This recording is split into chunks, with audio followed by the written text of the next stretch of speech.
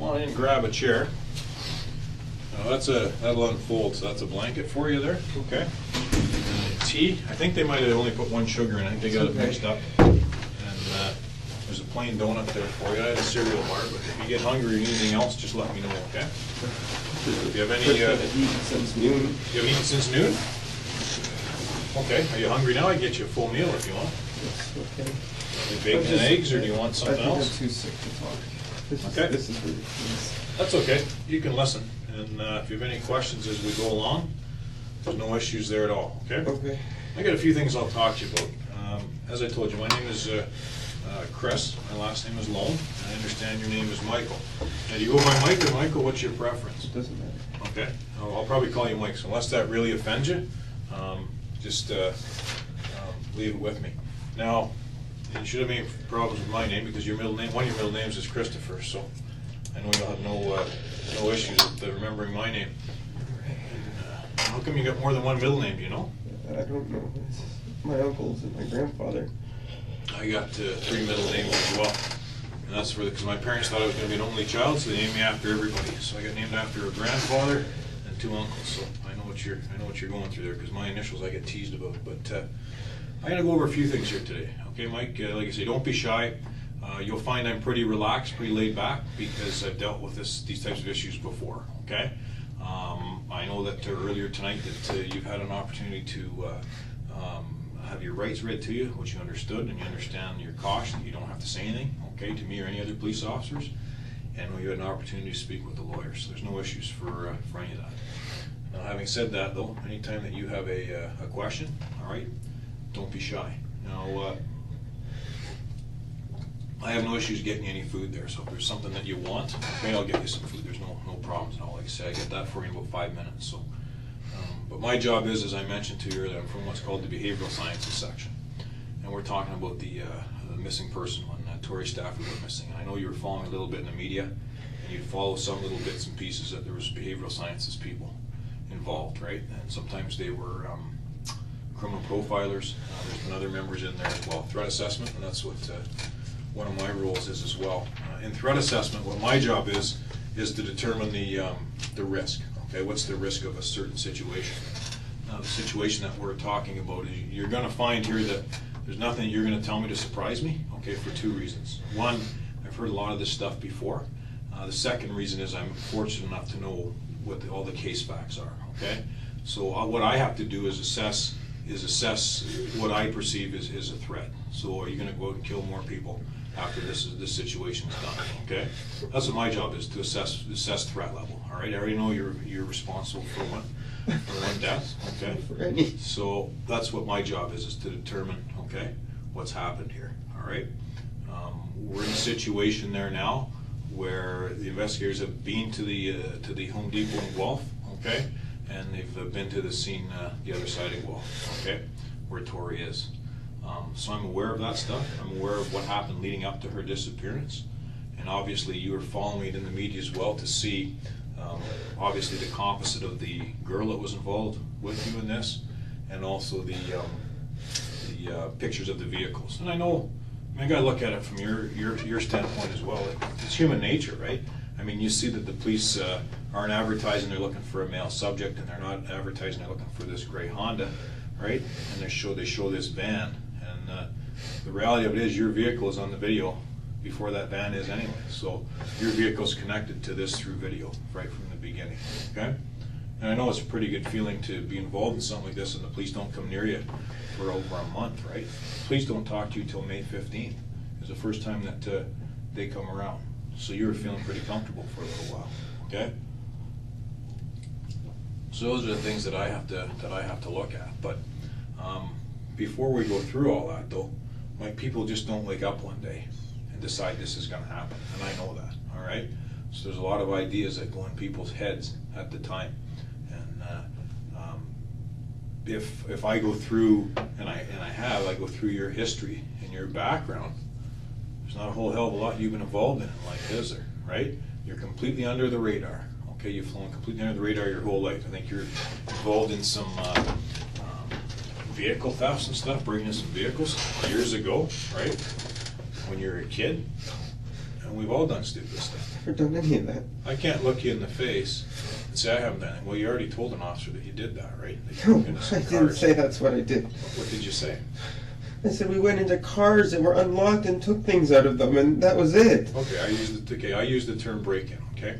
Now, the reason I say that is back when I was a detective, when you go into a car or a house where there's locked or unlocked, that's a break-in, okay? Because you're not supposed to be in there. So that's where that terminology came from, okay, Mike? But anyways, I'm gonna go through a few things with you here, all right? Obviously, you're upset by what's going on. You're here for a reason. And right back at the beginning, the investigators and the case manager, the officer in charge, said that I'm going to follow the evidence and go where the evidence leads me. Okay? And now you're here because the evidence has led the investigators to you. All right? And then I get involved after that. There's been people that I work with in behavioral sciences that have been here from the outset of the investigation. But really, at this point in time, I mean, when I go in and look at your history, there's very little on there. Like I say, you've flown under the radar. You haven't had any major problems with the police. Okay, but now all of a sudden you're involved in this situation, and it's a serious situation, and it's a scary situation. I'm sure you're quite upset and quite concerned about what's going on here. All right. Now the last one I was involved with like this, I don't know if you're aware of it, was a girl named Holly Jones in Toronto when she went missing, and the guy that had abducted her, his name was Michael Briere. And what he was doing is he was watching on his computer for hours and hours and hours. He was looking at child porn to the point that he decides, I want to go try this. And he goes and he grabs Holly and he does some things to her, and then he realizes, what am I going to do? Okay? And he panics. He doesn't know what to do because she's a witness now. And he says, if I just let her go, she's going to tell on me. So he decides that he's not going to let her go. All right? And all that was from something as simple as watching child pornography for hours on end. These things happen, okay? And we can't say it happened close to home. Toronto's not that far from you, okay? These things happen all the time, all right? So what I need to do is sit with you. I already know how. I know the who's, right? Why? I mean, why is up to you, but I can actually probably fill in that blank for you, but that's not what my role here is. If I'm going to assess risk here and see, number one, do you even feel bad about what you've done? That's the first thing I look for. And number two, do I think, okay, he doesn't feel bad, so an attorney's probably going to do this again because he really doesn't care about it the first time it's happened, okay? But I also know that you've probably made some other choices in life into who you associate with, right? We've all done that. I mean, we've all brought home a girlfriend or a boyfriend or something that people aren't going to approve of, and we've all had friends that our family's not going to approve of. I've done that. We all have. Okay, so that's what we have to sit and look at here. But it's one of those things that, like I say, I'm not at all upset with you. I'm not mad at you. I don't mind sitting here talking with you. You'll know if I don't want to talk to you because I'll just simply leave, right? And I have no issues with that. But at the same time, you and I need to have open communication. Like, I appreciate you clarifying with me when I comment about a break-in, okay? Because I have to make sure that you understand the terminology I use, and I have to understand the terminology that you're using as well. Now, as I go through this, like I say, there'll be a few things that I may cover off that you may say, well, I don't understand that. But having said that, from reading about you, this to me seems like it's out of character. Now, I could be wrong, right? You may have been planning this for a long period of time, and you may have thoroughly enjoyed this. And if I'm wrong, then you tell me that, all right? But I also know that we all make mistakes, okay? And that's why pencils have erasers, okay? Because we all make mistakes. It's that simple. Spending time with you here, and if I'm wrong, you tell me. But it looks like if you could turn back time, maybe there's a few decisions in life you'd made a little bit different, all right? If I could turn back time for you, Mike, I would. But it's not that simple, okay? So now you and I have to sit here and face what's happened, okay? I can sit and tell you what happened. I can take you through the day of her disappearance, okay? I mean, I've seen the video, all right? And I know that you didn't do this alone. And but at the end of the day, we got to deal with this situation, okay? Because it's a young girl that we got to talk about. And if you and I don't sit and talk about your side, then people will only think the worst, right? It's human nature, right? You've done it and I've done it. We always think the worst until we know the facts, okay? So that's what you and I need to sit here and work and discuss and work through. Again, if I'm wrong, you tell me, okay? But I really believe if you could turn back time, you would deal with this a little bit different, okay? And there may have been a rush, it may have been exciting for a period of time, but then reality sets in, and you have to sit and live with the fact of what's happened here, okay? And that's what we're doing here. We have to sit and deal with what's happened. Now, I can take you to any point in that day when Tori goes missing, from the time she goes missing to the time things get out of hand, all right? And I can outline that to you. And I can outline some of the what's called post-offense behavior. So after the offense, some of the behavior that happened there, getting rid of some of the evidence and things like that, okay? Your vehicle's been seized, and there's been some steps you've taken to kind of mask or get rid of some of that evidence. You may be successful in some ways, but you won't be successful getting rid of all the evidence and all the DNA, because there's not a cleanser out there that'll do that. And I've sat with dozens of people that have tried, okay? There's no magical stain remover out there to get rid of DNA. So really at this point, what you have left is your word and your credibility. And people always think the worst, okay, until they know the truth. You do it and I do it. It's human nature. So we're all going to think the worst until we know why this has happened in your mind. And again, if it's something where you're like Michael Briere, where you looked at a lot of child porn and then decided you were going to try it, then that's fine. If it wasn't your idea, then that's fine too. But we can't change what the case facts are. All right? Is there anything that I've said other than that break-in thing that I've got wrong at this point in time? I'm not Because gonna I'm say if breaking it's it wrong down. or right. That's fine. You don't have to say if it's wrong or right, okay? But you know deep down that it is. And you know deep down that this is your chance to get it off your chest. You're not sitting there the rest of your life saying, I guess I should have said something. All right? I guess I should have got it off my chest and said my side. Because this is your last chance to do it. The fact that you're here and the fact that they've already, they know where the victim is, okay, and they know your steps, this is it. Do you watch Ultimate Fighting at all? No. You don't watch it? Okay. You have to take the steps now to live the rest of your life, okay? This is what you have to do. You and I need to talk about this, okay? So I've got to determine, as part of my job, when all is said and done here, do I think Mike's done? This is it. He's made his mistake. He realizes how wrong the mistake that he made, and he's willing to look past it? Or do I have to sit here and say, all right, my report's going to say very simple, I think this guy's going to reoffend. I think this guy is going to kill. Isn't that for courts to decide if I've even done it or not? The courts will decide if what your role is in this particular case. My role is to write a report for the court to determine what I think your risk level is. And that's there's other reports that my units write as well. And that's what our job is. We deal with these types of situations and the reasons why people do this stuff, okay? Like I say, this may have been a thing that you just snapped and did something. That stuff happens. Or it may have been something you planned for many months and got some enjoyment out of the plan. I didn't do anything. Well, that's not entirely true either. That is Okay. entirely true. No. I didn't do anything. No, you can try and cement yourself into that, okay?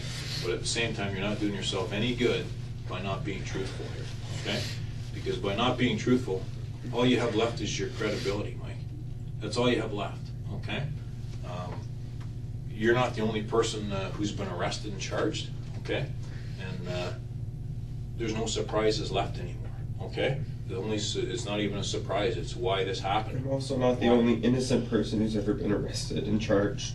Well, and that's true. There's been people that have been arrested for things where there's no evidence, but unfortunately in this case there's lots of evidence to determine your role in this crime, okay? Even the steps that you've taken to try and eliminate your involvement, okay? Clearly, I guess maybe I should explain the evidence a little bit more. Maybe that's my mistake, but because I'm so comfortable in the facts and that I've dealt with all this, maybe I should be put you at ease a little bit more. But the reality of it is, as I mentioned earlier, your vehicle's seen on the video, okay? The girl who's on the video who walks away with Tori has been identified, and she's been identified as her and Tori being in your car. And the three of you and her and Tori, go to the Guelph area, go to the Home Depot, okay? And the grabbing of Tori, there was a planned event that you were going to grab her. You're going to grab a girl. But this other person was going to do it, and the other person got the girl, put her in your car, all right? And then there's other steps that are taken from there. Okay, there's things that happen at Home Depot. There's things that happen outside of Guelph. And there's things that happen to Tori, all right, before she's gone. And you're involved in that. And you can't mask that. You can't change it, okay? No. Because what's happened has happened. I can't turn back the hands of time, and neither can you, okay? There's nothing I can do to turn back the hands of time and say, I wish Mike would have reacted to this situation a little bit differently, okay? There's been tips come in on you sooner than recently. There's been a few tips. There's been a few people that have mentioned your name in the past. And when all these tips are put together, then the ball starts rolling. And then the fact that when they dissect these tapes, and they also go in both directions of the tape, they go before they see Tori, and they go after they see Tori. And lo and behold, there's your car, all right? And that starts it as well. So there's, and then after, and I don't know if you're aware of it, how much media attention was given, but then they start collecting the videos from the highway, right, to see which vehicles went where. So the video is going to play a very key role. Videotapes to evidence will play a very key role in this investigation and determining what happened, because there's cameras everywhere, right? The average Canadian is on camera 8 times a day, whether we go to a gas station, whether we go to Tim Hortons, or we drive through a light that has a camera. Certain communities have cameras, certain weather stations have cameras, or news stations. So we will go through as Canadians a minimum of 8 cameras a day. So you go through cameras, as have I. We've all done that. There's no questioning that we've all seen these cameras or been on these cameras. But there's no doubt in my mind, okay? There's no doubt in my mind that you're involved in the abduction, okay, of Tori. No doubt in my mind at all. I've followed the evidence. I've read the file, okay? There's no doubt in my mind. We're past that, okay? And the only concern or the issue that I have is why you did this. What caused you to do this? Was it something you, like you say, is this something that you've done before and you've been involved in the death of other people and you enjoyed this? Am I sitting across the desk from Paul Bernardo here? Am I sitting across from someone who's made a mistake? Okay? And that's going to be the question that's asked of you. All right? I'll get you a bucket there just a second.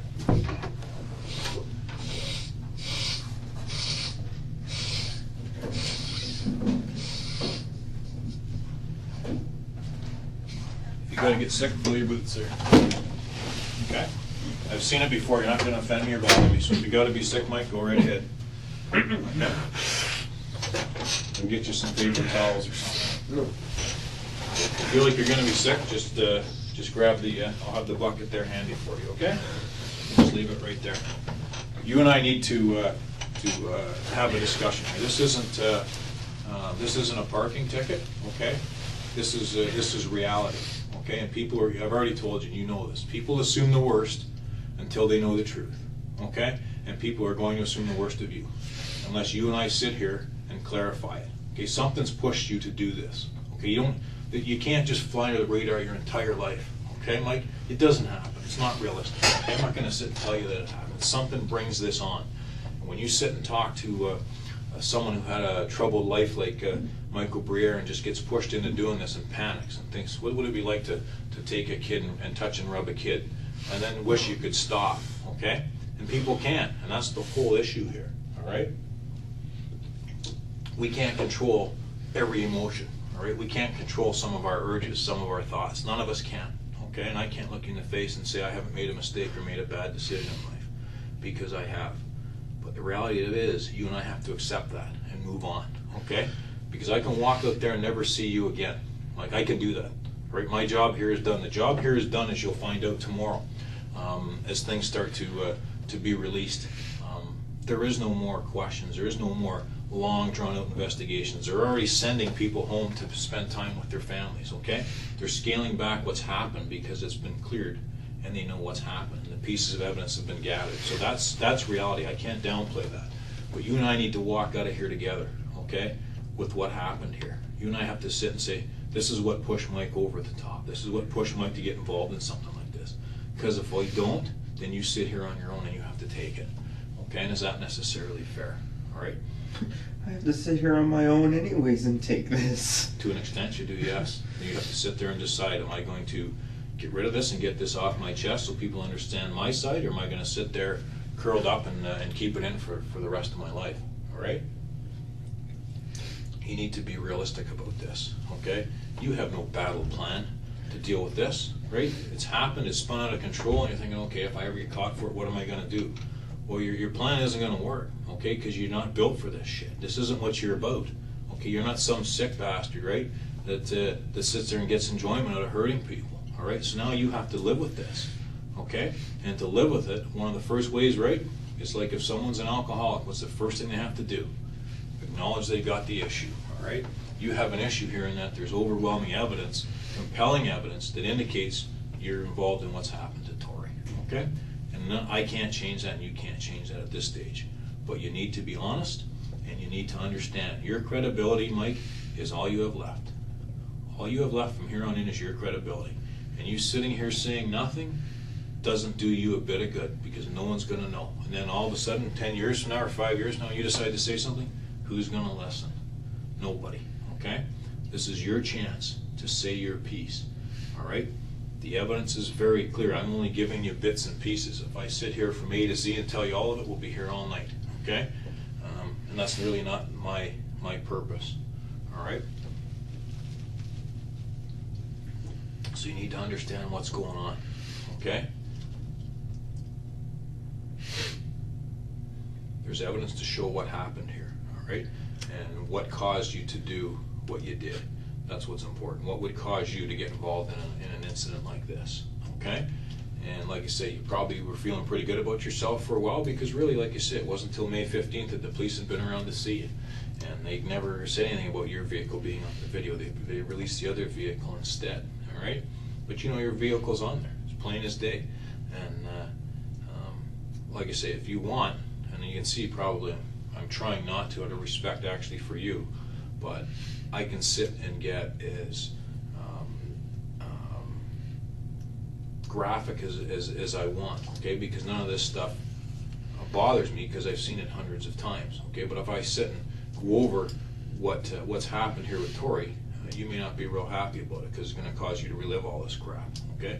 And maybe you want to, because I can tell you I've sat with guys that wanted me to say it again so they could hear what they've accomplished. And I've had that, where they want me to say it 2 and 3 times because they get a rush out of that.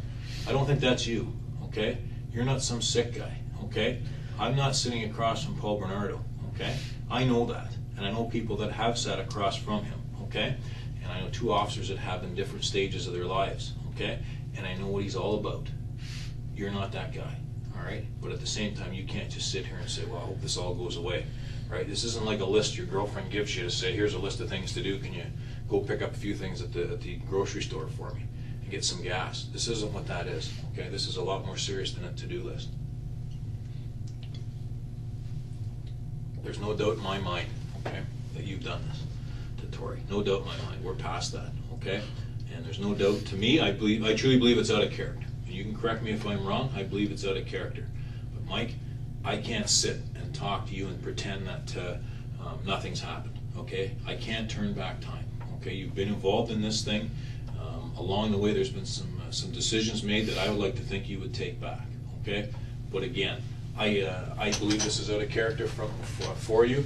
I could be wrong. Like I don't think you feel very good about this. I don't think you feel very good about what happened to this girl. And I'm sure that every day you've had to deal with this stress, all right? Now we need to understand what pushed you to this point. What caused you to do this? Like what would cause you, who's been flying under the radar, you're actually a quite popular person when the investigators talk to people. You're a very well-liked individual. There's not a bunch of people say a lot of bad shit about you, all right? There are some people that report that you might be involved in this, but there's not a lot of people that sitting there saying bad shit about you, all right? So that tells me that you have some people that respect you and some people that like you. But that also tells me, again, that this must be out of character for you, okay? As soon as I sat and talk about people that have been involved in killing more than one person, you get disgusted, okay? You may well be disgusted with me, or you may be disgusted with the thought of the whole thing, okay? But that's not what you want to hear. You're disgusted by that. What does that tell me? It tells me that you're not the type of person that wants to go out and kill a bunch of people, okay? But we need to deal with reality. And the reality of it is, your credibility is all you have left at this point. If you sit there and say nothing, everybody's going to assume the worst, okay? And you may be painted with a picture that you're not real happy with, okay? And I'm the only one that feels like sitting in here with you, right? There's no investigators lined up in here sitting with you. Why do you think that is? Right? Because they've been working at this for weeks, okay? They're tired, and they've been away from their families, and none of them want to come in here and talk to you, okay? I have no issue with it. I'm neutral. I don't have these issues. I haven't been away from my family. I don't mind talking to you. Like, I've talked to people that have been involved in things far worse than what they're saying you did here. Far worse, okay? And I can sit and list the things that I've been involved in. There are people who have done things that have been a threat to our national security, terrorism in Canada. Or I've dealt with people that have been involved in murdering more than 3 people, all right? I've been involved with people who have abducted and taken the life of children. I've been involved in that. I've dealt with many people who are sex offenders that habitually and repeatedly touch and molest children. I've dealt with that. That stuff doesn't bother me, okay? But what's going on here is that you're just in there, you're just a big bundle of nerves, and you don't know what to do. You don't know whether to sit here, shake, shit, puke, you don't know what to do. But the reality of it is, at the end of the day, the evidence is the evidence, okay? And the evidence clearly shows you're responsible for the abduction of Tori, okay? And I also know that she's no longer with us, okay? And you're responsible for that too, okay? And there's a sexual component to this as well. So you might want to sit and get this off your chest and go through your side with me, all right? Because if I just walk away, at minimum, that's what people are going to think, at minimum. All right? When we sit and look at Michael Briere, when he was in Toronto. I don't know these people. Okay. Well, what happened was Holly Jones was an 11-year-old girl. She's abducted in Toronto, okay? And there was a big search for her, and her mother was on the news repeatedly pleading for her safety.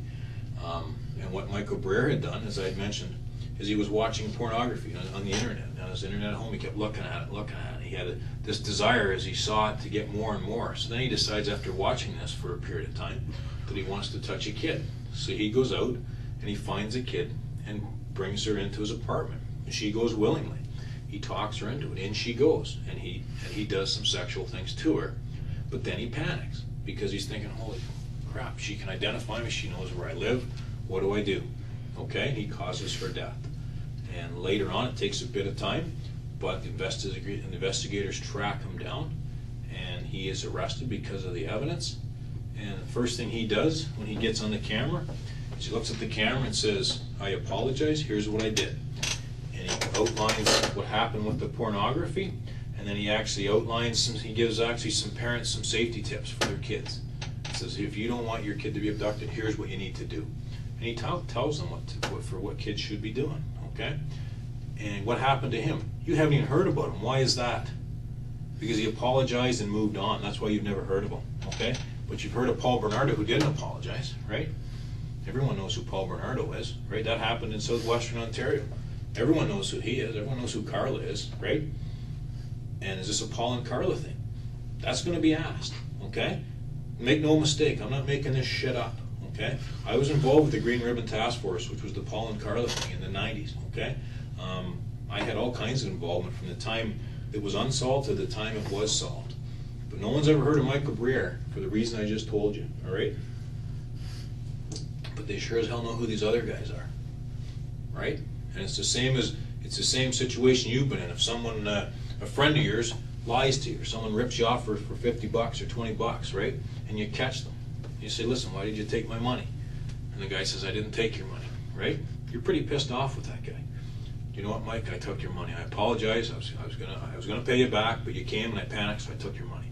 You can live with that, all right? But you have some explaining to do. Okay, that's reality. I can't change that. Okay?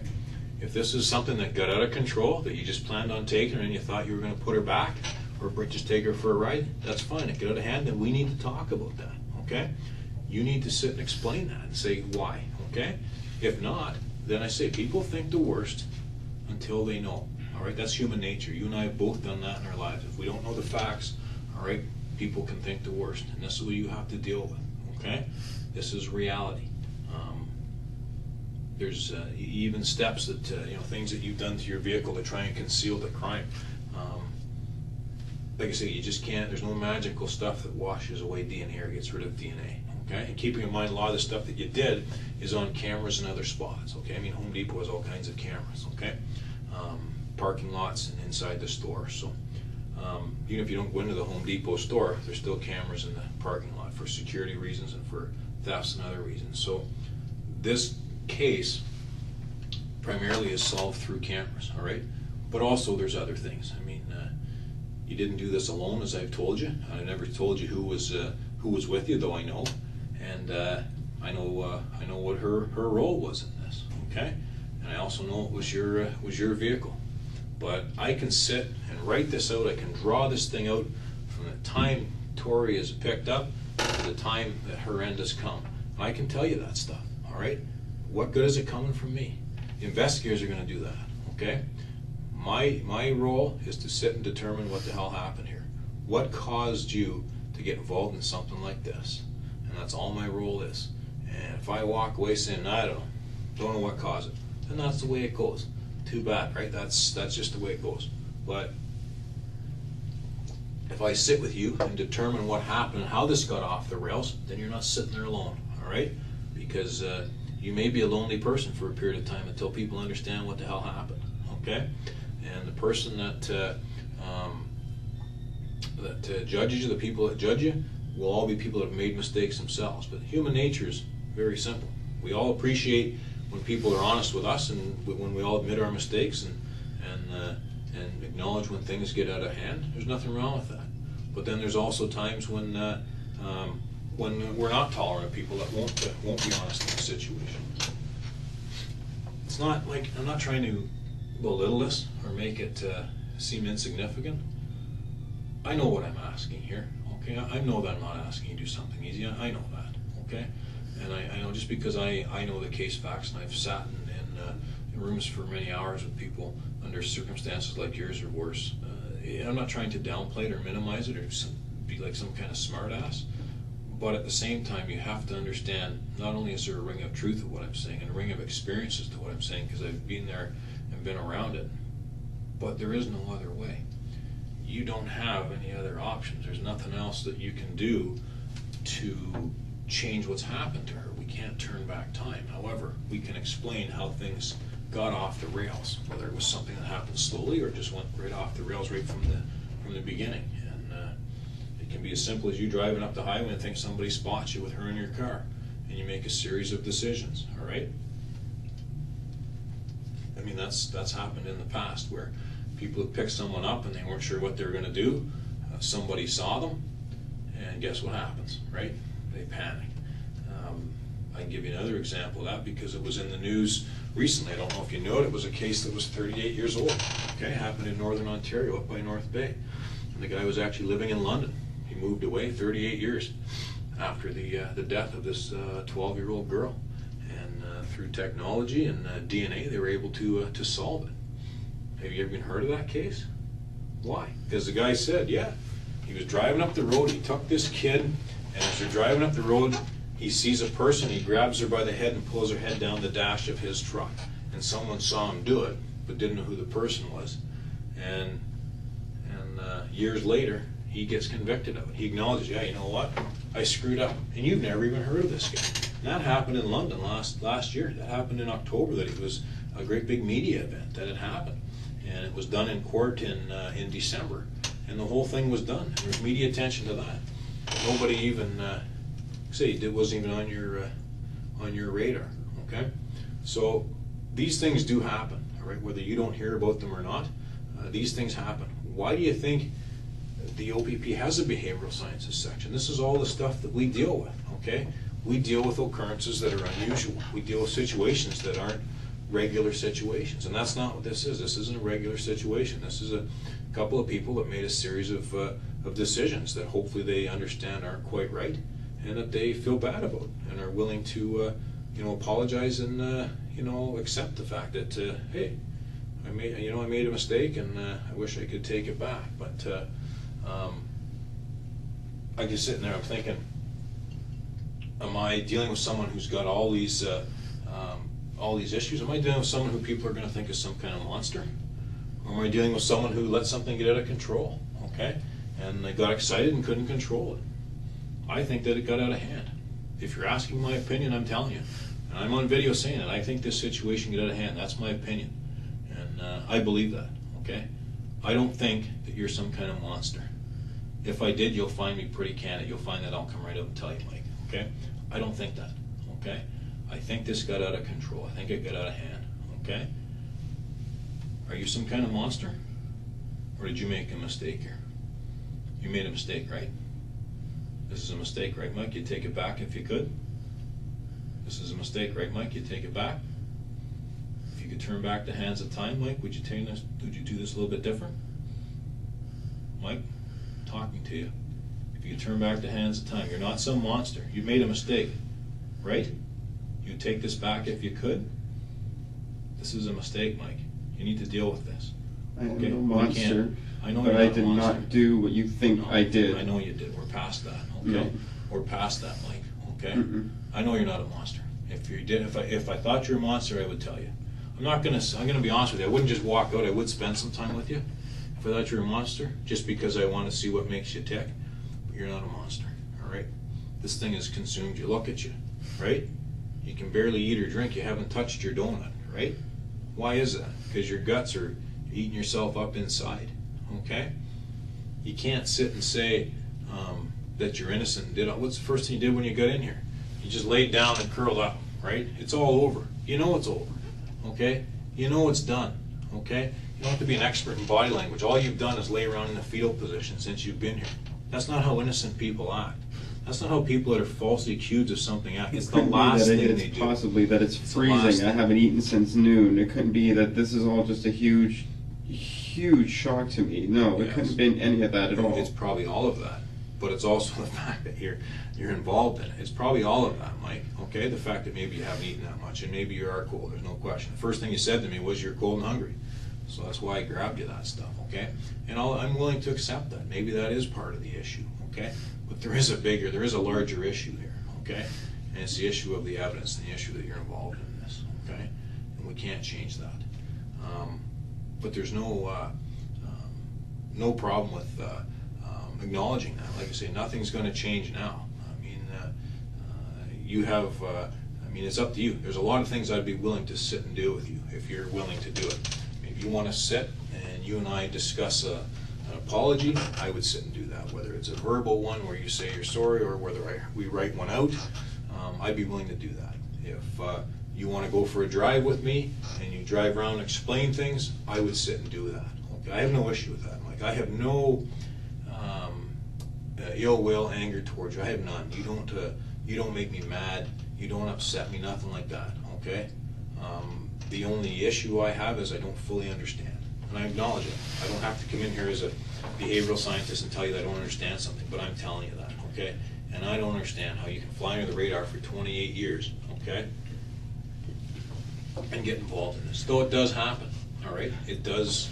It happens actually all the time where this stuff happens. Again, I've actually given you a couple examples already of people that didn't have real dealings with the police and get involved in this stuff where they abduct somebody. That happens all the time. Sometimes it's as simple. One of the most common ways an abduction happens is through hitchhiking, where someone's hitchhiking, someone picks them up and they realize, oh shit, and they just decide to keep them for a period of time. That happens all the time. Happens in Ontario, happens across Canada. Okay, this one's a little bit different because the girls picked up Terri, let's call a spade a spade. Terri picks up Tori, brings her to your car, and you guys drive away. That's reality, okay? Can't change that. That's a different kind of abduction, and I've acknowledged it. It's unusual, okay? It's an unusual kind of abduction, and it's not normal. I don't know how much you know about Terri, but anyways, she's involved in this. We know that. She's acknowledged this. We know that. She's already confessed and apologized to this. Been there, done that. So there's no real surprises here, okay? The only issue is how the hell did this spin out of control? What's your side of it? Because we already know hers. What's your side of it? And that's what I'm here to sit with you and talk to you about, because I wasn't the person that talked to Terry. The other officers did. I volunteered here to come here and shoot the shit with you because I've talked to people in worse situations than you, okay? And like I say, you've been pretty respectful with me. You're not giving me a hard time. You're not being rude to me. So I'll sit with you because, but you know, the reality of it is I can walk away and you're going to sit and deal with this on your own for the rest of your life, okay? I'm here to tell you that I'm pointing out some obvious things to you. All I've really done is point out common sense and put some experiences I've had in behavioral sciences. But the reality of it is we both know people think the worst until they know. And we both know that someone to fly on the radar for 28 years and then be involved in something like this, something's caused it, okay? So all I've really done is point out the obvious to you, all right? You're a smart guy. You're nobody's fool. You know the situation. You know you're in a tough spot. But there's a lot of things here that we just can't sit and ignore, okay? And you know, you just sit and say, "Wow, you know, it didn't really happen." We're just too far past that. It's unrealistic, okay? Maybe a month or so ago when the investigation was new, you might be able to pull that, but you can't now. It's just all you're doing is hurting your own credibility. And again, this is your opportunity to say your piece, but you got some pretty serious explaining to do here, okay? In the big picture. Now, without me, if I just leave you here, you got some stuff that you need to explain. I don't have to explain it, you do. Okay, I've already told you what my opinion is, and my opinion is something caused you to do this. Okay, because there's little things. If I just say a sentence or a word, right, I can make this thing seem a lot worse than it is, right? I could just sit here and say, you know what, Mike? I said, I'm going to leave here.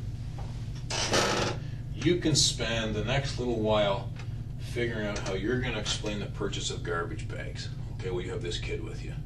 I can explain that. Okay, I can explain it because I've been around this type of stuff. How are you going to do it on your own? Okay, I've acknowledged already what my thoughts are of you. Okay, I've told you that from the beginning, that this is out of character for you. Okay, maybe I'm wrong. Maybe that's why you don't want to talk, because maybe you're thinking, oh, you know what, Chris, you're wrong. You know, maybe I've done this before. Maybe I plan on doing it again. All right. I don't think that, but I mean, you could be sitting here playing me, right? How would I know? Okay, I can tell you that I don't think that's the case because I've sat across from a lot of people, again, that have been through stuff a lot worse than you. You made a mistake, man. Deal with it and we move on. Here's what happened. I'm not saying for a second that you sat and watched a bunch of pornography and that's what pushed you to do this. That's not what I'm saying at all. All I'm doing is I'm drawing a comparison to another case that I was involved in that was very similar.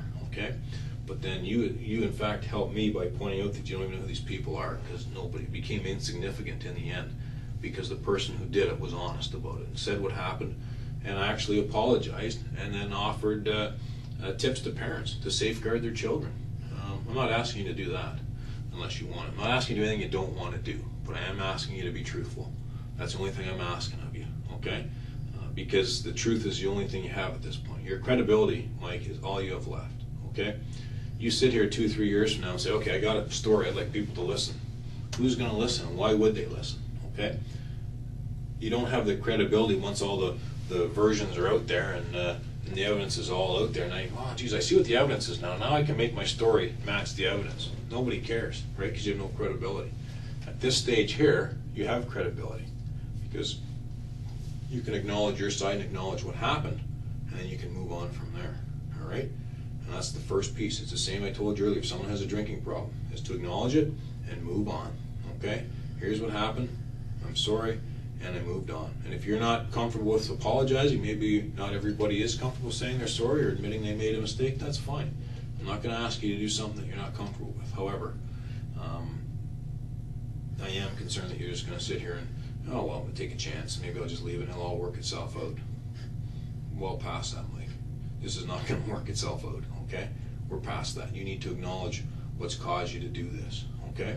And if it's because you're loaded up on oxys and it seemed like a good idea at the time, then maybe we better talk about that, okay? Because it appears to me that half of Woodstock is on oxys based on what I've seen from this investigation. So if you're part of the norm in this town and you made a series of bad decisions because of it, then we better talk about it. And people will be an awful lot more sympathetic to that than you just sitting there saying nothing, okay? because there's a very large percentage of people in this town that are on oxys, okay? And in the big picture, that will become part of an inquiry as well as to why is it's so easy to get oxys in this town, and why are there so many people? Because percentage-wise, I travel all over Canada, all right? I'm based in the headquarters in Roy. I travel all over Canada for different cases. I've never seen oxy like this in my life, okay? And other seasoned investigators have come on this case have never seen oxy like this in their lives. There's a problem with oxy in this town, okay? Very much so, okay?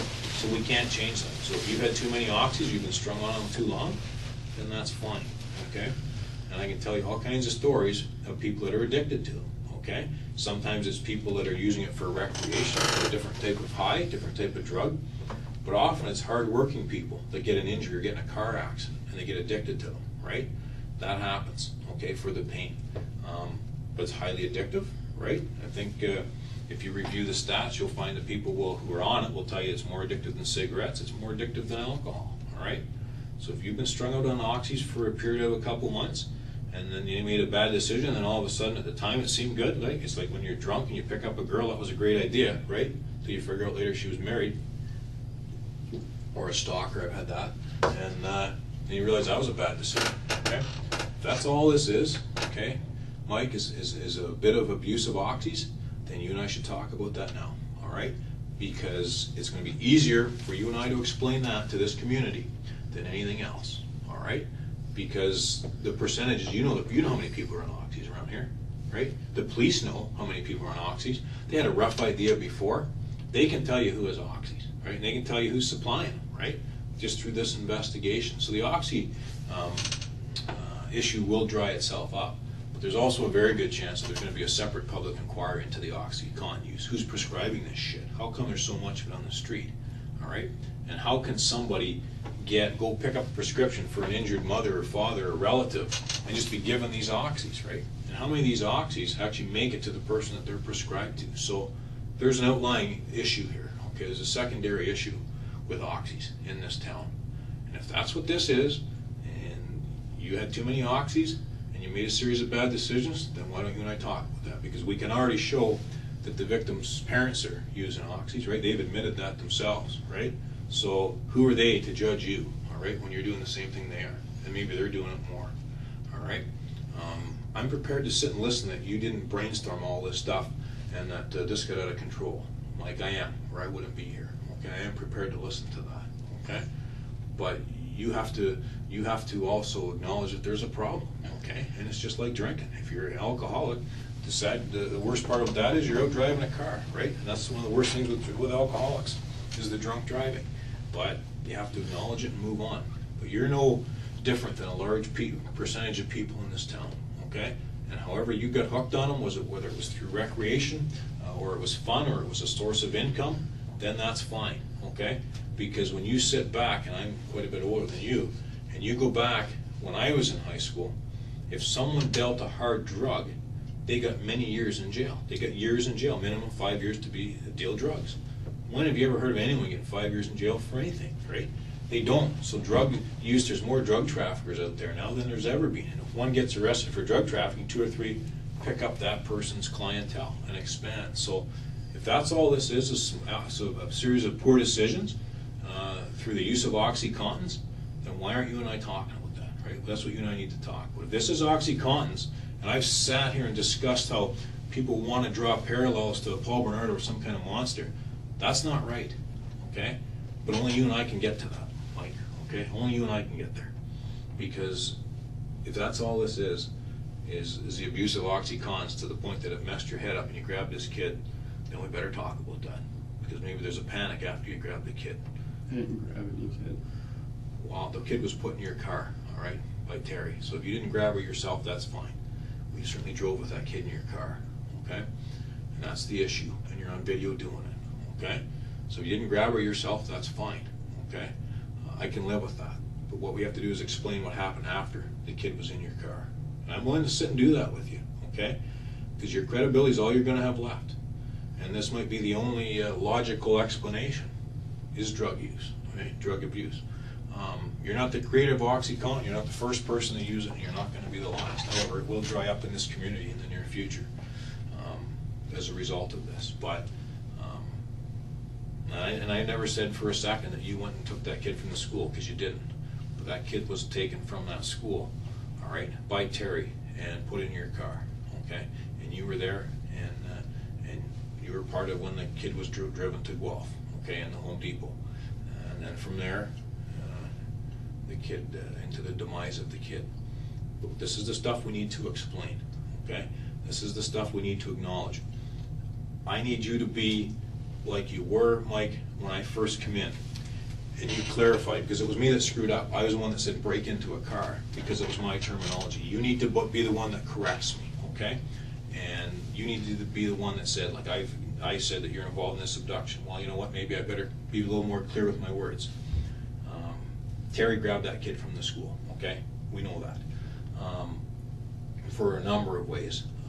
There's a whole host of issues. Plus the fact, she matches the comps, and she's on the video, and it's later determined to be her, and then she actually subsequently admits to it anyways. But there's all kinds of evidence of that. And your car was on that video at the time.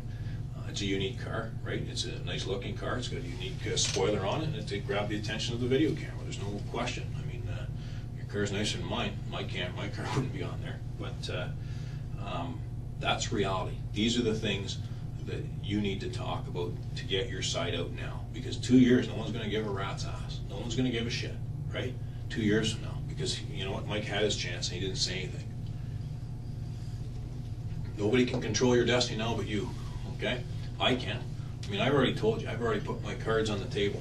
I'm already going to walk out of there and say, I've spent my time with Mike, and I don't think he's a monster. I don't think he's going to kill 2 or 3 people in his life. Okay, I'm a threat assessor. That's what I do. I work in behavioral sciences. My job is supposed to be to determine the future.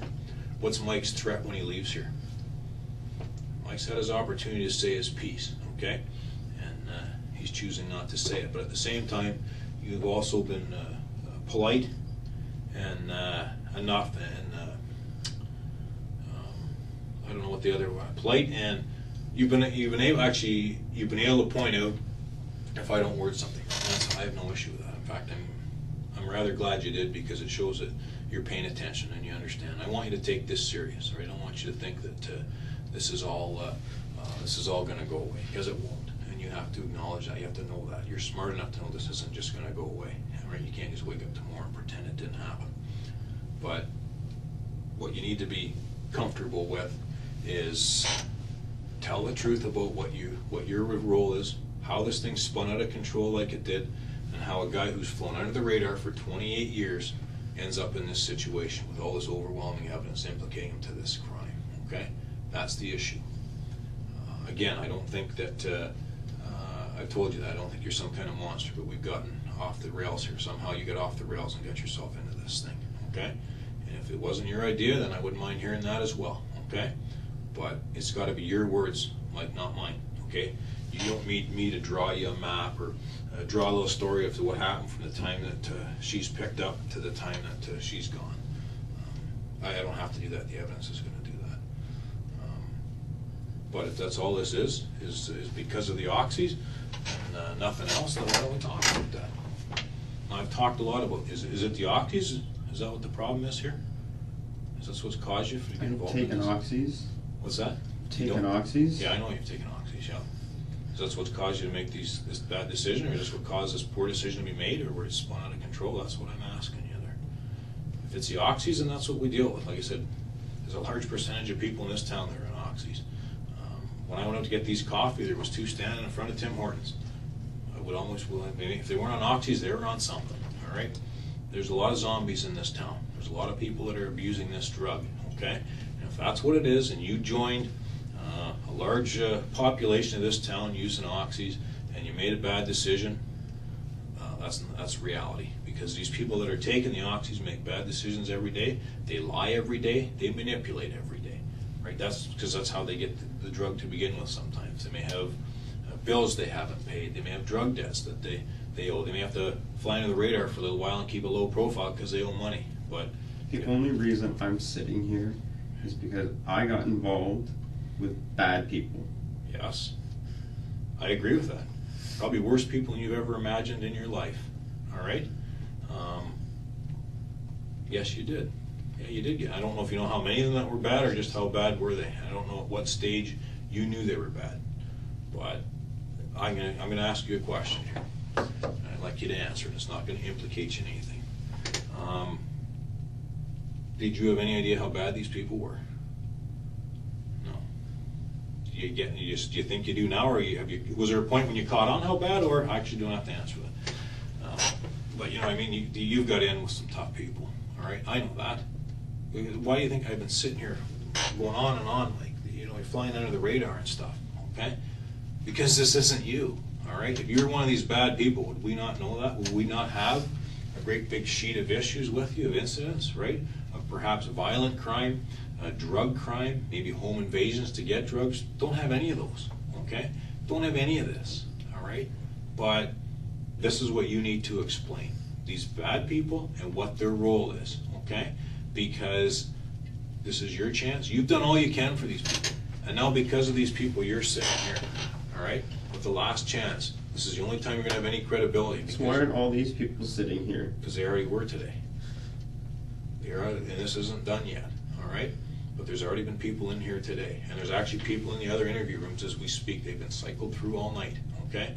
And I will tell you this, and actually I'll put it on a piece of paper and I'll sign it. Every person we've had in here today has confessed. Every single one of them today, all right? Because one piece of evidence leads to another, which leads to another, until bang, it happens. Okay, it starts out with a video, starts out with some other information coming in, and then it starts out with, okay, outlining the evidence to one person. But every person in here today has saved their ass.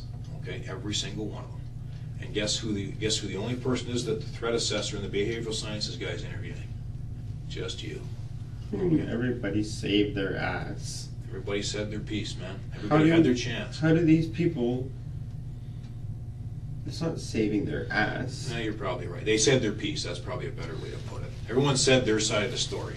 Well, they had the chance now before someone else could say it for them. That's maybe a better way to put it. But every one of them has today. And that's reality. Another kind of an interesting tidbit, though, too. They were pretty, I wouldn't say surprised, but they didn't know where you were for earlier in the day, and then they found you later on, but they weren't sure where you were or what you were doing. But Who? The police, they were looking for you earlier today. But no, the people have been in here already. Mike, and I mean, no one's going anywhere. The ones that are here are arrested and staying, but well, some of them have gone to jail already, but some are in holding, and some have other court dates and stuff. But I mean, maybe you find this offensive, and if you do, just say so. So you have people like Tara and Rodney. There are people who are locked up? Rodney's not locked up. What was I gonna say? Oh, Tara's not locked up either. No, I'm sorry, I thought you said Terry. No, Tara's not locked up. I know Terry's locked up. But Tara's not, sorry. And Rodney's not. But if they're supposed to be, then, like I say, this is, you've done all you can for these people, okay? And I have some concerns about this. And actually, I'm going to finish off what I was going to say. You correct, if I'm wrong, you tell me, but do you think maybe you're in over your head a little bit on this? Are you starting to feel like maybe you're the less experienced person from a criminal standpoint than these other people? I can say I don't belong here. Well, I can say you don't belong here for a number of reasons. A guy like you shouldn't be in here, okay? But something's happened that you're involved in this thing, that you're here, and this is not going away, all right? None of these people have come forward today saying, hey, save Mike. Okay, that has not happened. In fact, I think you can envision that the opposite has happened, right? So now we better clarify some of this stuff, okay? Because now's an opportunity for us to clarify what many people have thought has been going on from day one, okay? But again, you've done all you can for these people, all right? And now you're sitting here, all right? And this is your chance, because I'm not coming back to you tomorrow or a week from now. There's no point, okay? Because there really isn't. You're given your chance, and if you're not willing to take it, there's your opportunity, then it's up to you, okay? Everything stays the same. The charges you're currently facing, the situations that you have, the court dates, all that stays the same, whether you and I talk or not, right? If I walk out of here, that's the end of it for you. But I'm willing to listen, because there's more to this story, okay? And I know there is. And I can sit and tell you where the issues are that bug you. I mean, if you want me to do that. But at the same time, we have to acknowledge that there is evidence out there, compelling evidence that links you to this situation. And that's what we need to get to the bottom of, is how the hell did you get mixed up in this, all right? And I'm willing to listen to that. And I'm willing to have you, actually I appreciate it when you correct me or clarify stuff with me, because it shows we're having a conversation, okay? And you're paying attention to me, all right? And I appreciate that you're paying attention to me. And I'm paying attention to you, okay? But we have to have a two-way communication between the two of us. What should we be talking about? What do you think's what can we talk about in relation to this that takes some of the heat off of you?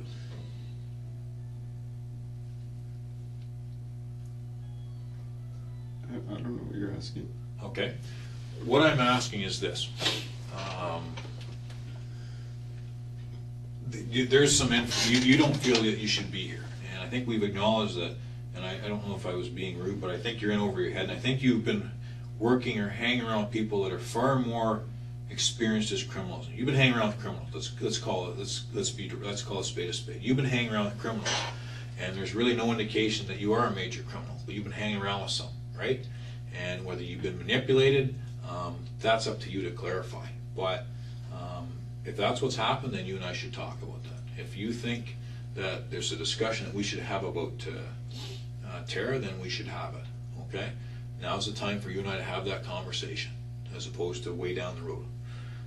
If there's a conversation that we should be having about Rodney, now is the time, or Terry. I'm sitting here willing to listen, all right? I'm not going anywhere, all right? I can get myself another tea, I can get a water bottle, I can just sit and talk with you, okay? Mike, but you've got to kind of meet me halfway here, all right? And I'm willing to do that with you, okay? I'm willing to sit with you tonight. I'm not in any rush, but at the same time, it's got to be where it doesn't make you look bad either. It's got to be where your credibility shows that, hey, Mike's here and he's telling the truth, okay? So what I'm saying is, if you're going to sit with me, I don't want to make you part way. I want you to be straight. If there's something I say that you're not comfortable with, then I need you to tell me that. No, and I would do the same. Okay, Mike, I need to know something here, but why don't we just sit and do that? This is your chance, man. Do you not think you're going to feel better getting some of this off your chest as opposed to keeping it there forever? You know what I mean? I'll sit with you and do this. There's no issues with it at all. Like I say, I have no problem sitting with you, man. Why don't we just find a starting point and we'll do it? Okay? We'll take our time, and if you want to drink a water or something else, we'll do it. But let's sit and deal with this. Okay, let's sit, you and I, and deal with this and talk about what's happened here. All right? You can do it, man. You can do this. All right? I'll sit with you, Mike. I will sit with you. Okay? If you've been manipulated into this, I'll sit with you. Okay? But you need to be straight with me, and I'll be straight with you. If I say something that isn't right, you need to clarify it. Okay? But let's sit and do this. Let's try. Here's what I'm going to say. How do you figure that? Nothing is going to matter what I say. Why do you think nothing will matter, Mike? Because it won't. Can you give me a reason why you don't think it'll matter? It just won't matter. You don't think I'll believe you?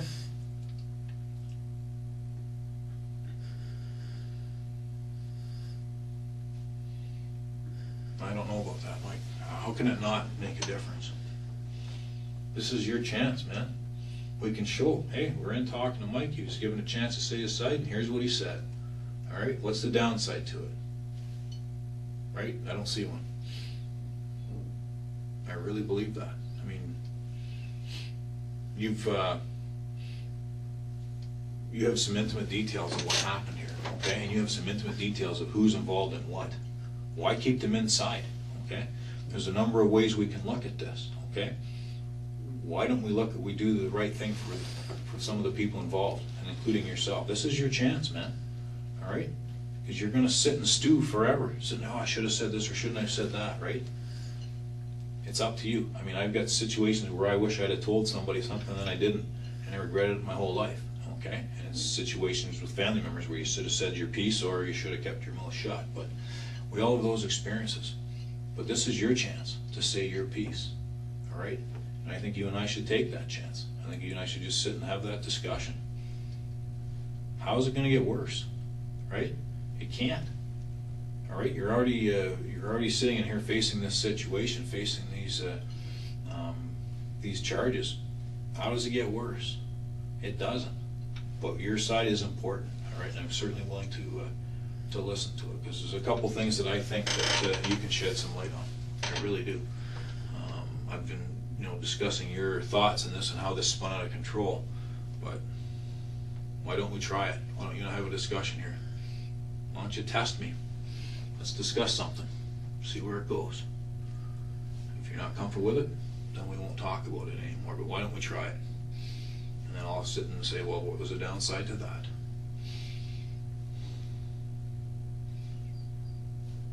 This is your chance, Mike. This is it.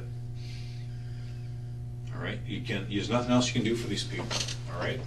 You've done all you can to save these people. You've done all you can to help them, right? And obviously, to an extent, someone's put you in this position, right? And we need to deal with that. You want me to tell you things I didn't do so I can get locked up for the rest of my life for this? No, that's not. I don't want you to tell me things you did not do. No, I want you to explain to me. Number one, I want the truth, but I want you to explain to me how this happened. All right, how do you get involved in this? How does a guy, over 28 years, not on the radar, how does he get involved in something like this? So that interests me. I'll say that. But I'm also interested in the role that these other people have played. I'm very interested in that. Okay, because to get to the truth, we have to know the other players and their involvement in an accurate form. And like I say, if you and I have something that we can talk about that, I think we should. And I think this is the time to do it. This is the only time to do it. But I'm absolutely interested in what you have to say, but I'm not interested in seeing you go through something that, if like I say, that more experienced criminals have got you into. Where do you think we could start?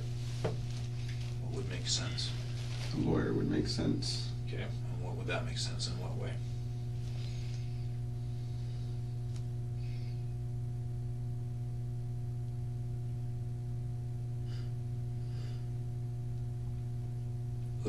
Here's an idea.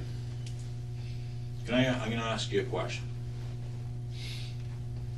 What's your biggest fear or your biggest concern now that you've been charged with this? What's your biggest concern here?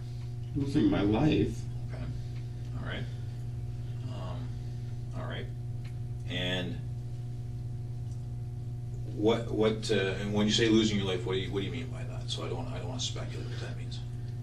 It means losing my life. It means not being able to have a life anymore. It means not taking care of my mom. It means not having to do the things that I do every day. It's all right. That's more than fair, but I wanted to make sure I understood that. All right. And what would your mother want you to do in this situation? Get a lawyer. Did your mother ever ask if you did this? No. Okay. That's pretty important, isn't it? What would that tell you if your own mother asked if you did this, right? That'd be pretty scary, wouldn't it? It'd be pretty bad. I mean, you've spoke to a lawyer earlier. I know you've mentioned it here now. Are you looking at negotiating something, or what is your thought that way? I think a lawyer would let me know of all my options. Okay. And a lawyer would look out for my interest, whereas you're not looking out for my interest. Okay. And a lawyer can tell me every possible scenario. Mm-hmm. How do you figure, I need you to be straight with me, Mike. How do you figure I'm not looking out for your interests? Because you work for the police. Yeah, I do. That's true. So I'm sorry, but you're not looking out for my interest. I could see why you'd say that. But let's break that down a bit though. Okay, obviously I do work for the police. But what have I said that really hasn't made any sense? All right. Okay. What do you think? And it's your job to get me to tell you things. That's your job. It can be, yeah. Like, yeah. You're not, where it's a lawyer's job Yeah. is to help the scenario the best that he can. Yes. That's not your job. No, my job is... You're getting paid for something else. I'm getting paid to get to find out what the truth is. No question. I'm getting paid but at the same time, I'm not sitting here thinking, well, if you say something that's not in your best interest, right? Because when I sit and say credibility is important, right? Credibility is important. When I sit and say that telling your version now, you're the first person who will take whatever I say and use it however you want. No, I wouldn't. No, because that wouldn't be up to me. I'll take what you say, and it goes on the video, but I don't sit and take it and twist it around into something it's not. I mean, if what you say is the truth and matches with what the evidence is, what's the concern, right? And that's, like I say, and here's my observation, and you feel free to correct me. You and I have talked. As soon as I go anywhere near talking about, if I mention a monster or pulmonary, you get really mad, all right, almost sick to your stomach about the situation, maybe even upset with me, okay? So, and it's very consistent. So what's that tell me? You're not a monster, all right? I know that. I've told you that. But you have to understand this situation, okay? It's a missing girl who's no longer with us, okay? We have to deal with this, all right? We've had discussions about, maybe people that are involved in this or something like that. Why would we not get that out in the open and deal with that, right? There's no downside to that. If there's something that we need to do, if you sit and make a comment and say, well, Tara did this or Tara said that, why would I not follow that up, right? However, if you and I sit here and break this down piece by piece, and you say, well, I have issues with this concern here because if you follow it up, it's going to show this, then that's fine. Then you and I explain it. So if there's a piece of information you give me and say, well, I don't want you following that because here's why, then I'll deal with you, okay?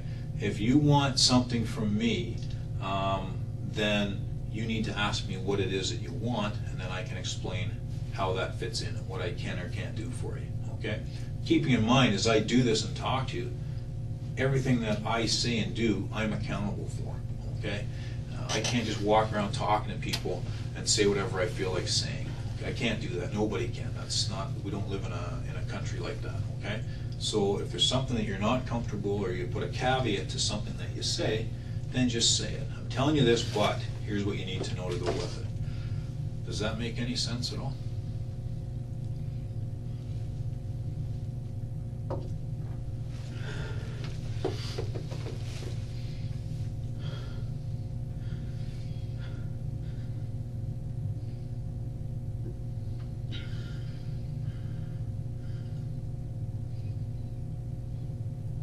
I want to know what this girl Terry said. Okay. She acknowledges that she grabbed Tori and brought her to your car, that it was your wishes, that you sent her there with certain things that you were looking for in a victim, and she took her. And you guys drove on the highway and did the Home Depot thing, which I talked about, left the Home Depot, went to a secluded area, you had sexual relations with Tori, and Tori was killed.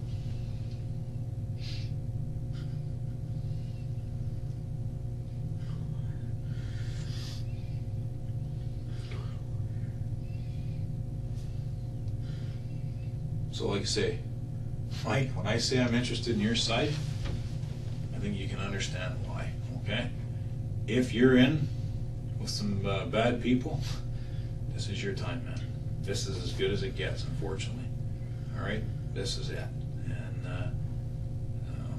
I mean, I can get into more detail if you want, but in a nutshell, that's a polite way of saying what the allegations are, okay? That's a polite way of saying what you're up against. And that's why when I sit and bring in these, these other ideas and comparisons, now you know where I get it from, okay? Because I've been involved in many of these. And who are all these other people who were arrested? Who are these other people? Who were arrested? Actually, I shouldn't say, I gotta be careful, because the one that's detained and is probably gonna get released, okay? But Terry's not getting released, okay? There has not been the follow-up for Tara is not complete, I can say that, and Rodney's not complete either, all right? That's not done. But the stuff that's happened today has kind of taken all the resources and focused on that, right? Because now your car's seized, they gotta get all the paperwork ready for your and her court dates now, and now they have to go follow up with some of the other people that have been implicated for having different amounts. So some people were told about this. Terry had told some people about this stuff, so they have to be dealt with. Actually, I've never asked you who you told. I haven't even asked you that yet, but if there's stuff, if there's other people here.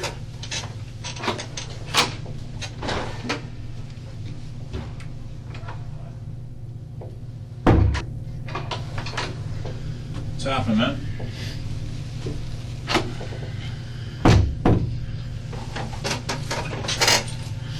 What's your thoughts?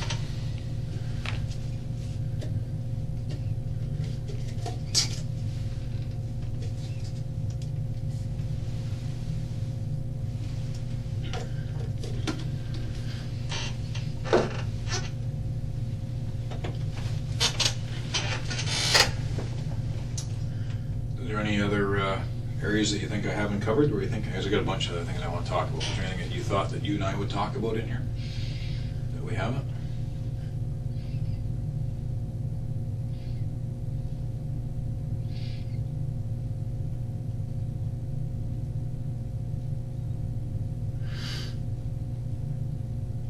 Anything at all?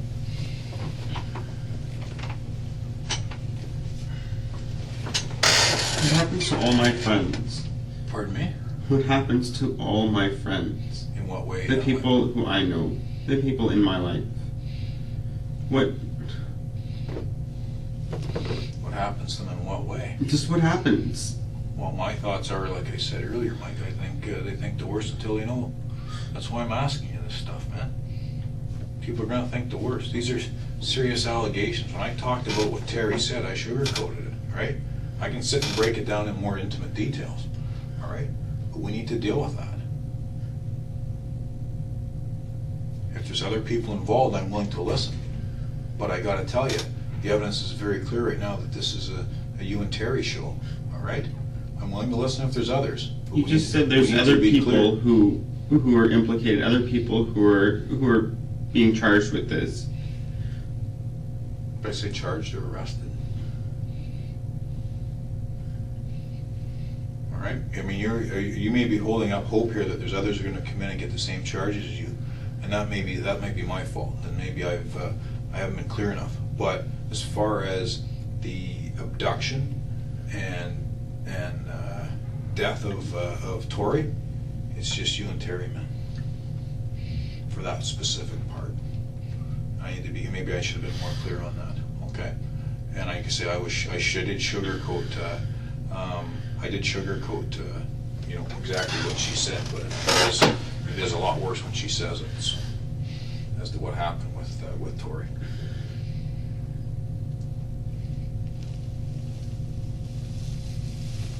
That's, like I say, that's I can sit and give you, like I say, I can sit and give you the details of what she's indicated that was done to Tori, and maybe that's my job. Maybe I should, but at the same time, I want to treat you with dignity and respect as well. And like I say, that's why I'm interested in what you have to say here, because this thing's out of control. Okay, something happened here. All right, that just isn't quite right. For you to go to 0 to 120 miles an hour like that, something's happened, okay? We don't just start out here going through a car when we're 14 to be involved in the abduction and death of a young girl, okay? that's not right. So something's caused that, and that's what I've tried to discuss with you here, but maybe I should have been more clear in relation to the disappearance and the death of Tori. It's you and Terri. Okay, there's some outlying issues surrounding this stuff, and some drug use and stuff, but for the focus of this girl, it's you and Terri. And she said her piece.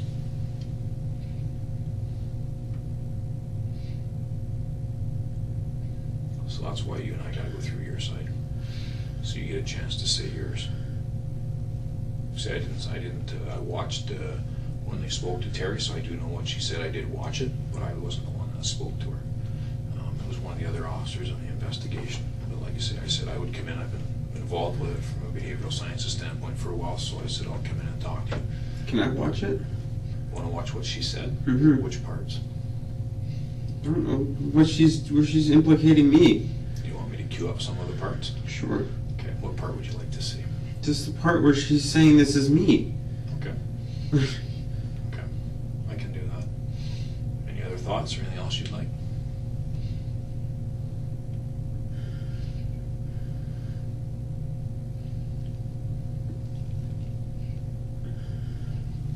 Which parts do you want to hear? Do you want to hear right from the time that well, you can show it right on the video, right from the time that Tori's grabbed to the time you get to Home Depot, or you want to hear after that? Obviously she said it. I can't make that shit up, man. I wasn't in the car with you guys. All right, so obviously she said it. All right, and like I say, as we go along, video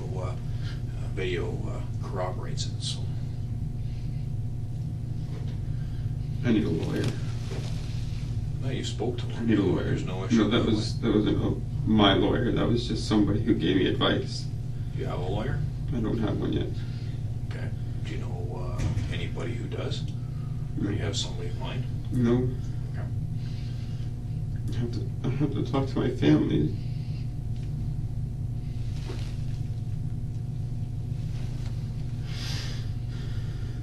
That's your biggest concern, is what your family's going to think? I'm very concerned about what my family's going to think.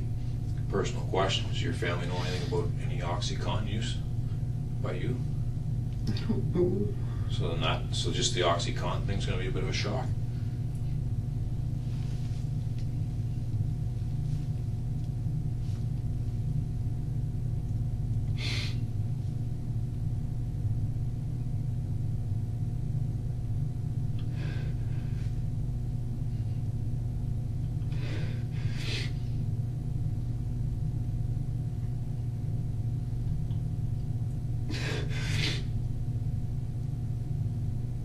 Some pretty difficult stuff to explain.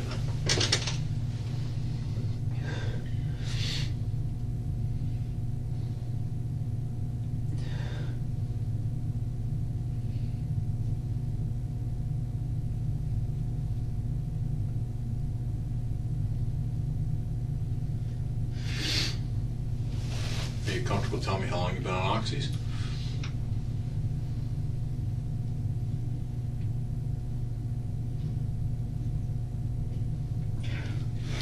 I've taken painkillers for years.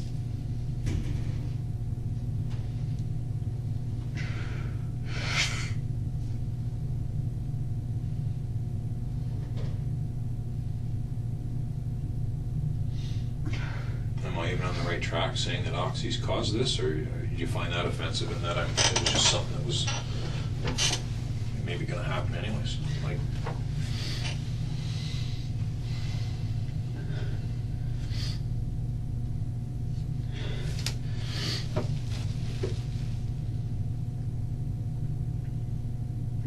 I'm willing to listen to you. I'm willing to talk to you because, we've had a couple of times in our discussions here where you've thrown out other names and stuff, maybe to test me to see where I'll go, but I'm willing to listen to anything that you have to say. And I don't have to. We can all just simply walk away, and then you're the one stuck with the problem, right? And but I got to admit, I'm surprised that when we get involved in this, that someone who's had really no issues their whole life with the police is involved in this. So, I mean that's reality. The guy I told you about in Toronto had no, the two I told you about tonight, the one in Toronto, the one from up north, they had no problems with the police either in the past. And they went and got involved in something like this, so, I mean, it happens all the time. However, I'm not gonna lie to you, I was a little surprised. And I gotta tell you, when you start digging around with stuff on Mike, there's not a whole hell of a lot out there, to be quite honest. From a law enforcement standpoint, you don't have very many skeletons in your closet. I gotta tell you that. And, because if you did, I'd probably bring them up, right? And you don't. But the evidence is the evidence. It's very clear. And we need to deal with it. And if you did something because you thought it was the right thing to do, because you're on oxys, then that's life. We move from there.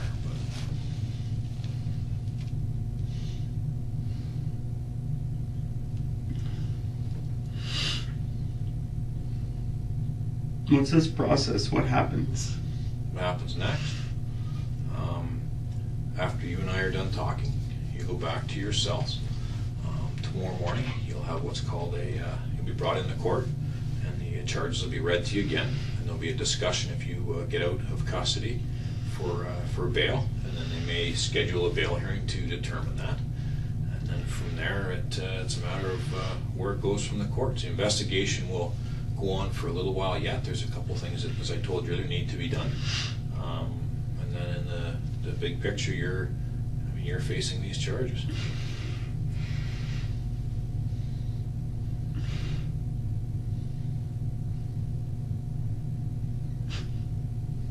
And you're the one who has to explain the allegations, right? And you've got to explain what it is that the evidence is showing. And like I said, I've sugarcoated. I haven't even got down into all of it. I'm just doing it as an opportunity for you and I to discuss it. The less evidence that you and I talk about, the more credibility you have. So.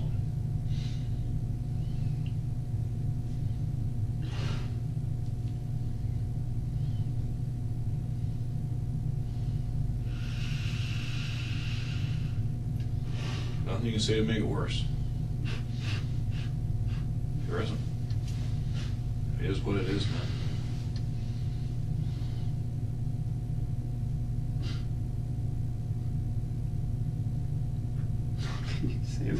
It's true. What can you say to make this worse? Nothing. Right? Unless you're going to tell me that there's more victims. Other than that, there's nothing you can say that's going to make this any worse. Again, because I've sugar-coated it.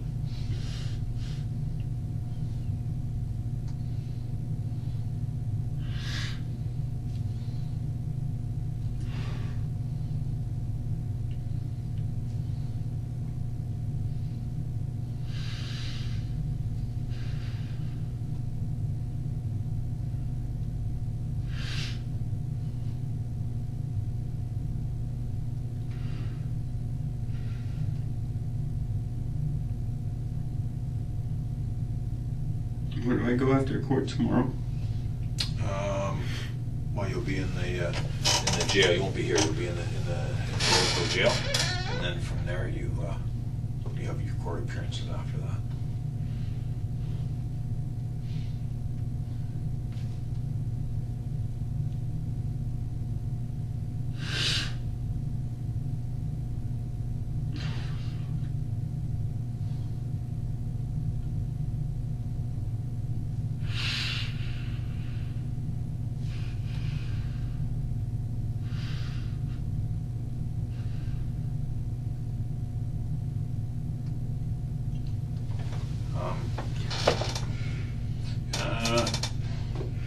I'm not trying to be a smart ass, Mike, when I say this, but really the facts are the facts. The evidence is the evidence. I'm not trying to be a smart ass when I say there's nothing you can say to make this worse. But there really isn't. There's nothing that you can say that's going to knock me off my chair with surprise. Man, I would be amazed if you said something that wasn't supported by the case facts. It's all investigations there. Like I say, and the worst part is, I mean, yeah, there's steps you've taken to kind of cover your tracks a bit, but as we mentioned earlier, you're not an an experienced criminal, and that lends to errors being made and evidence being gathered that implicates you. So it's nothing, don't be offended by that, that's reality. You're not an experienced criminal, and that, you know, goes to some of the other things that we've talked about. But it's reality. Like I say, I've just sat with you and gone over some of the highlights, but I can discuss some of the other issues. There's no issue that way. But I'd rather, if you and I are going to talk about it, we just sit and talk about it. If you have a question of me, you ask it. If I have a clarifying question of you, I ask it. And if you have an issue with it, you say, "No, I've got an issue with that one." And explain, okay, here's why I can't answer that. I have no issue with any of that. You say, you're not going to offend me. You're not going to make me mad or anything like that. I have no issues that way at all. But I have all, like I say, I got all day, I have no issues, no problem sitting here with you, going over this stuff. But if you want, we can discuss with other cases I've seen or been involved in as well. I have no issue that way. I don't want to hear about that. It's fine. But I'd be willing to sit with you and do it if you want to go, Mike. There's no problem that way. The reality of it is we can just sit and deal with the issue here, just as easy. I'd rather deal with this issue in court. Hey, staff, how are you? All right. Member Sec? I understand Mike here wanted to see what Terri-Lynne had to say. Mike, Terri-Lynne's still speaking to my partner, okay? This is the girl you killed, all right? She's not missing anymore, she's dead. Terri-Lynne was asked today if she wanted to call a lawyer 4 times. She said no, all 4 times. She went through 2 boxes of Kleenex, all right? She says on the 8th of April, Wednesday the 8th of April, 2009, at 3:30 in the afternoon, you drop her off at Pavey, south of Fife, south of the public school, where Tori walks out of. And you tell her to get a girl, and you want her young. She walks up the street, you drive up to the old age home where you park your car. She walks up to Tori. Tori's nice to her. She trusts her. She holds her hand for a little bit. She walks up the street with her. Terri-Lynne tells her about her little dog, gets her across the street to your car, opens the back door. Tori doesn't like it anymore. She pushes her in the car. You start driving. She says she's freaking out. She says she's worried about you. She's scared about what you're going to do. She says you guys hit the 401. You start driving to Guelph. You park outside a house. You go in for a little while. You come out with some drugs, she thinks. And you drive to the Home Depot. You park at the end of the parking lot. You tell her it's her turn to get out of the car. You tell her to go in there. You give her some cash because you don't want to use your debit card so you don't track it. She goes in there. She gets garbage bags like she's told to do, and she comes back out. Then you go driving. And you pull into a farmer's field right across from a house to the point where you're even asking her if anybody can see you. And what does she do? She says she goes for a walk because she doesn't want to see what happens. And then she comes back, and you're not sitting in the front seat anymore, Mike. You're sitting in the back seat. And she's not liking what she sees, so she walks away again. Then she comes back, and you make her hold one of those garbage bags while you put some of your clothes and her jacket and a hammer in the garbage bag. Then you drive to a gas station. She never sees Tori again.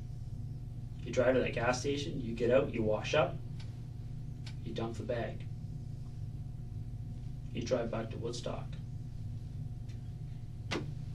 That's Terri-Lynne's story, Mike. That's Terri-Lynne's story while she bawls her eyes out through 2 boxes of Kleenex. And I ask her 4 times, hey, you want to call a lawyer? She says, I don't need to call a lawyer. I feel so bad about what happened. I just want to tell you all about it. That's what you're up against. Terri-Lynne's a liar. Well, you're the only person that can tell us that, bud. I just did. You gotta be careful though, Mike, because some of the shit she said is backed by not just video but other evidence, but also some of the explanations that she gave as well are verified. it's a little more graphic than I said it, but yeah, there is some stuff that she says that is true, there's no question, I'm not gonna say it's not, but. How old are you, Mike? 28 years old?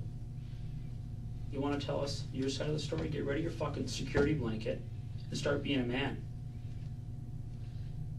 Cause it's not gonna be her semen that we find on her body.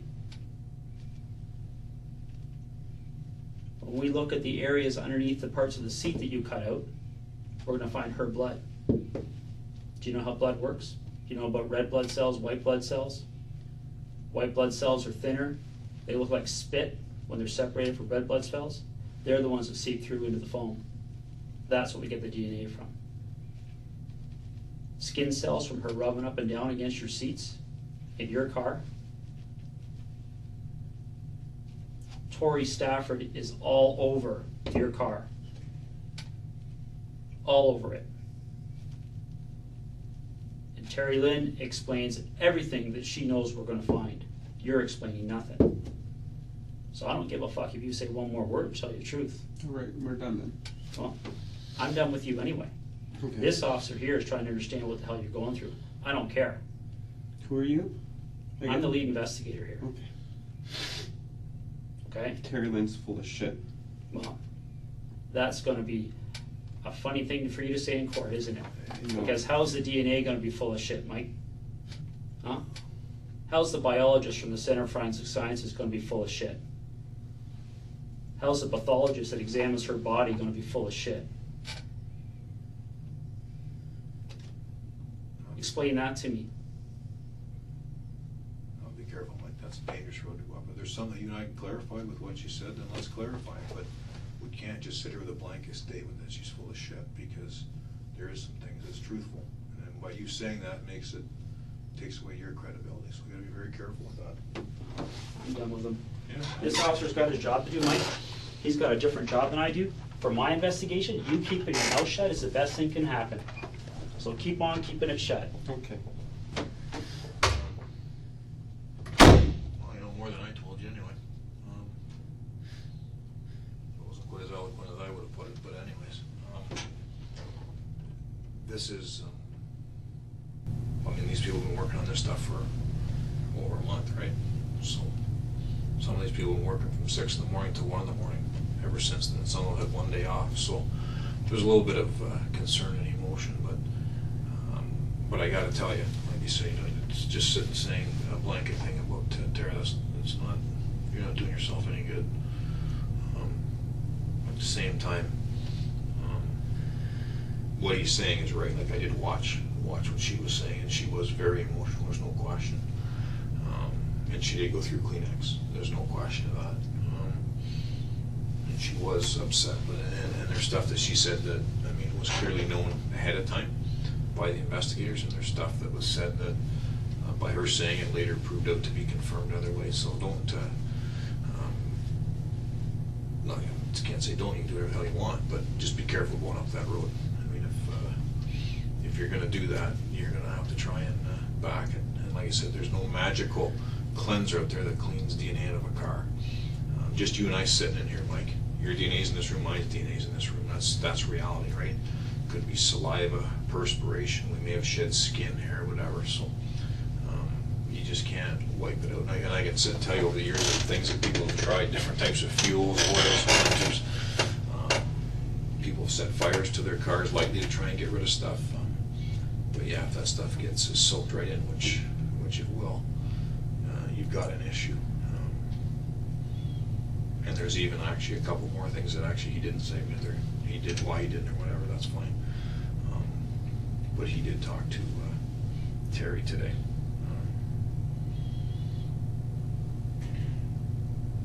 Anyways, but if, like I say, I have no issues on that.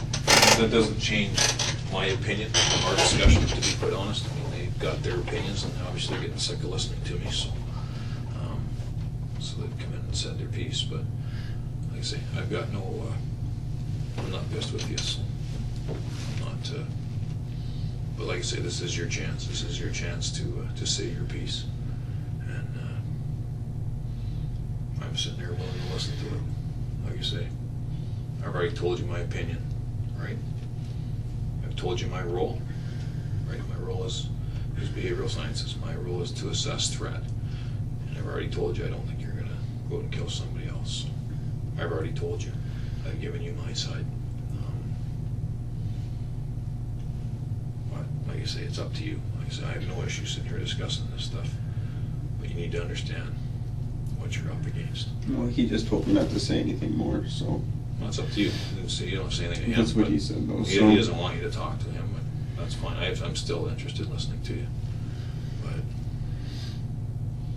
I have no issue with it. Like I say, if there's a way we can explain it, then I'll sit and listen to it. If it's oxys is the problem here, then we might as well start up that road. All right? If that's what's happened, and you've taken too many oxys and then went and grabbed her up, and let's deal with that now. All right? Because, like I say, some of the stuff she said is already being confirmed. And some of this you know is confirmed anyways, because you already knew some of the evidence was out there, so you know that that's already reality. But you also have to understand, when I talked earlier about the other cases where the people sat here, acknowledge what they did and apologize, you never even heard of those cases, because the whole thing just flew right under the radar after that. All right? So that's up to you. But I think there's a couple things that we should probably discuss while I'm here. But I mean, you know the risks that are attached to having her in your car going up that highway, right? So you know there's a good chance that there's witnesses for that. So there's certain things that you can explain, and some of it might be a little more difficult. But like I say, I have no issue sitting in here going through it with you. You want to talk about the part of the school where she's grabbed? We can discuss that and see what your thoughts are there.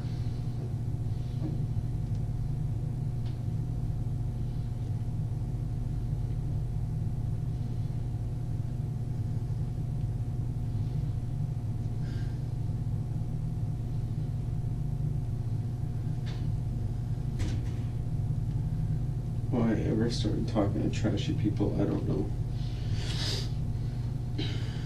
You seem smarter than this. Something happened, right?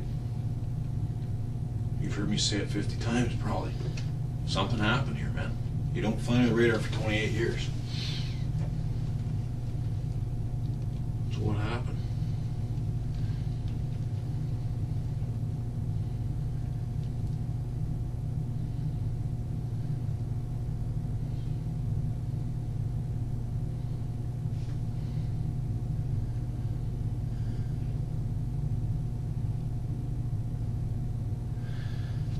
I'm not saying anymore. What part's hard? Is it hard just to even get talking about it? I'm not saying anymore. Why? Because of the officer, because of what the lawyer said. Now it's everything. I just don't.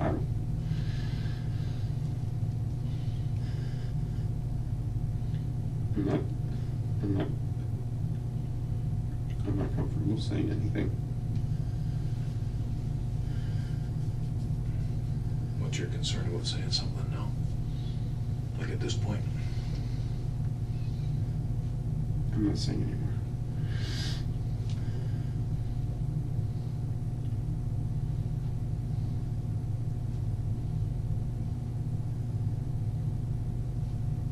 What do you think's going to happen next?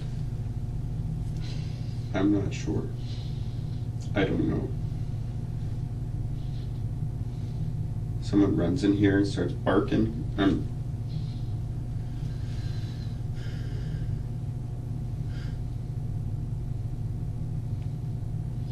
done. Well, the problem with that is, like I say, that's frustration of people that haven't slept for days, right? They've all missed family engagements during that time, Well, right? maybe then he should have a Coke and a smile and try to talk to me later. I don't think you will. I don't think those guys will. And I'm not just saying that because I'm here, but like I say, it's my role's a little bit different, and I don't think you'll have to worry about those guys coming around seeing you. And again, it all goes back to there's emotion over stuff like this. All right, it's I can't sugarcoat it. Like I've sugarcoated some, but it's a serious situation. You can't sit and I know it's downplay very that, you know? serious. It's like I said, we talked about it before, and if that's what it was, that you used some oxys and did this, then that's fine. Like you say, we'll deal with it, but nobody's gonna no one's gonna care 2 years from now, and that's what you say, right? Because you've had 2 years to think about it and say, oh, well, this is the best way to go, and it's not gonna come across as believable. Like you say, when Terry came in and said some of the stuff she said, and then some of it she Terry's said. an incredible person. Well, and the problem with that is when she starts saying stuff that can be verified, you know, it becomes very compelling, right? And that's what's, like I say, that's what's important. And not only because it would be different if she said stuff and it was full of lies, but that's not what happened. And it's like I say, what she says is compelling because it can be matched. And like I say, a lot of what's going to solve this case is video, because video is so prominent now than it was a few years ago, and technology is better. And again, there's some compelling things, as she has said, but the fact that your car was on that video long before, and it hadn't been released, yeah, there's a lot of stuff to verify it, and that's before they go and analyze your car. Which is going to, well, there's no way there's nothing in that car. She spent too much time in there. And there's no, you're not going to be able to explain, oh yeah, she was 8 years old, she was hitchhiking or something. You're not going to explain how her, you don't have the relationship with that kid to have her in your car prior to this, so.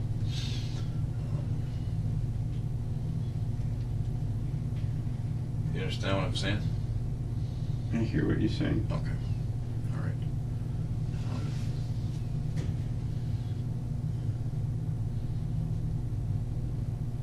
Do you understand where I'm coming from, though, why I want to get this out?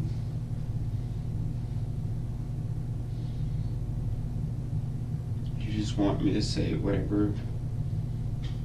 You just want me to say things. So it's open and closed. No. So it's over and done with. That's it. This is how it is. Nothing more to talk about. No, actually, because actually, that's fair. That's a very fair statement, actually. But I got to tell you, in this case, it's not. It doesn't matter. If you and I never meet, if the police don't even interview about this, it doesn't change what the evidence is, right? But the reality of it is, it is an unusual case. It's an unusual circumstance for someone like yourself who has no previous real criminal experience, has no real past in relation to any type of sex offending, who has no bizarre behavior, right? You're not out torturing kids or doing anything bizarre. No bizarre behavior. Let's be realistic. There's no bizarre behavior really documented on here. And for you to be involved and have a role like this in this situation is unusual. So yeah, I'm compelled and I'm interested to listen to what you have to say. But does it open and shut this case? No, because as you can tell, they really don't care that I'm in here talking to you, right? Their feelings is more important to them, and getting their side out and raising their voice at you is more important to them than having me sit in here with you. I mean, they've made that pretty clear. So, like I say, I'm interested because of the why. Because it's different. Gotta tell you, it's different. But at the same time, I'm gonna say this again: your credibility is important, and you have to understand where I'm coming from. And I don't know if you believe me or not, but I need you to think about it at least. When I say people think the worst, without knowing the facts, that's reality. Whether you've chose to do that or ever done that in your life, we all have.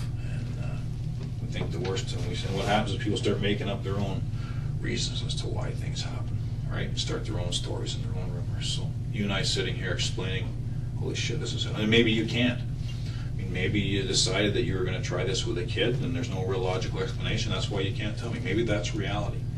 Or maybe you're embarrassed about a drug habit that got away from you. But I'm telling you, as sure as I'm sitting here, Mike, people think, and you know that, you've heard me say it, but if you stop and think, people think the worst. All right?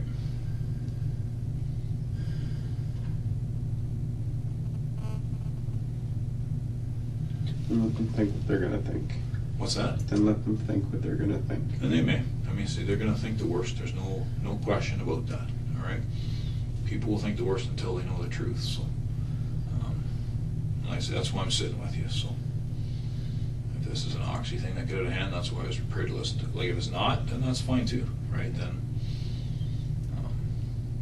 it's something else. Then it's an uncontrollable sexual urge that people have. I mean, that's different, okay?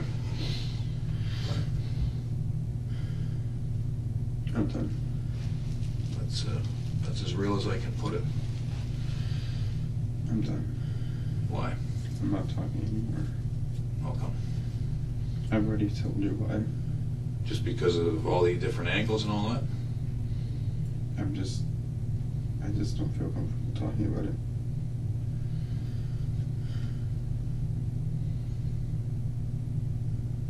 So you're prepared then to just leave it like this and you're gonna ride it out from here, see where it goes? Yep. You think that's the best way to do it? I don't know. I've never been in this chair before. I don't know.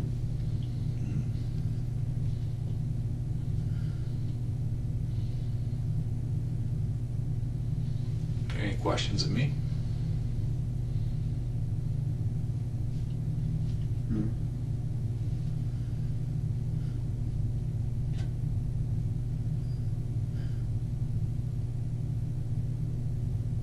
Need something to eat? Yeah, but you don't care if I need something to eat. Why would you say that? Because you don't. I wouldn't ask if I didn't care. You're here for your job. Nope. I could have walked out. I don't have to ask you to eat because you got a phone right here, right? But the reality of it is, I know that you're going to go back and sit and sleep or do whatever for a while, and you'd be better to do it on a full stomach. That's all it is to it, man. But I don't have to ask you if you want food, but I am prepared to get you food. So That's I can reality. eat, and then you can say, well, look, he had an appetite. This is how he must have been feeling. Oh, he drank his tea. This is how he must be feeling. Forget the fact he's just starving. And You're reading too much into it, man. No, that's not what it is at all. I offered you something to eat because I thought if you're hungry, you can eat it. I don't care if you eat it or not, right? I mean, it's up to you. It doesn't matter to me if you eat or you don't eat. And that doesn't go in anywhere in any of your reports. What's that? That I ate or not ate. No, because it's on the video. It doesn't matter. Eat or not. I don't have to write any report. My report doesn't say if you ate or not. My report says what we talked about. That's all. Right? I don't, no, that's reality, man. I ask people that. But, no, I don't, like I say, it's, your appetite at this point doesn't matter, really. I come in here, I sat to explain to you what the evidence was. Had a discussion. Actually, I don't think there's any animosity between us. So we had a discussion about what the case facts are, and that was it. So it doesn't matter to me if you eat or not, but it was a legitimate offer. If you want something, I'll arrange for you to get it. There's no issues that way. But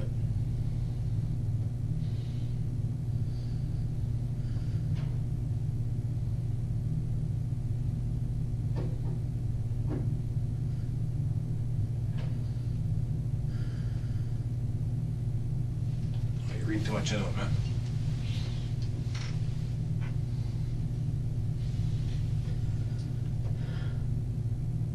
Do you want something to eat?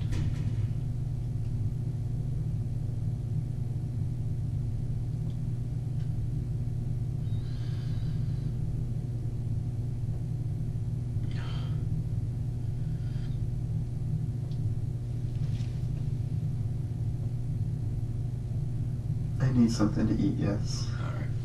We'll get you something to eat.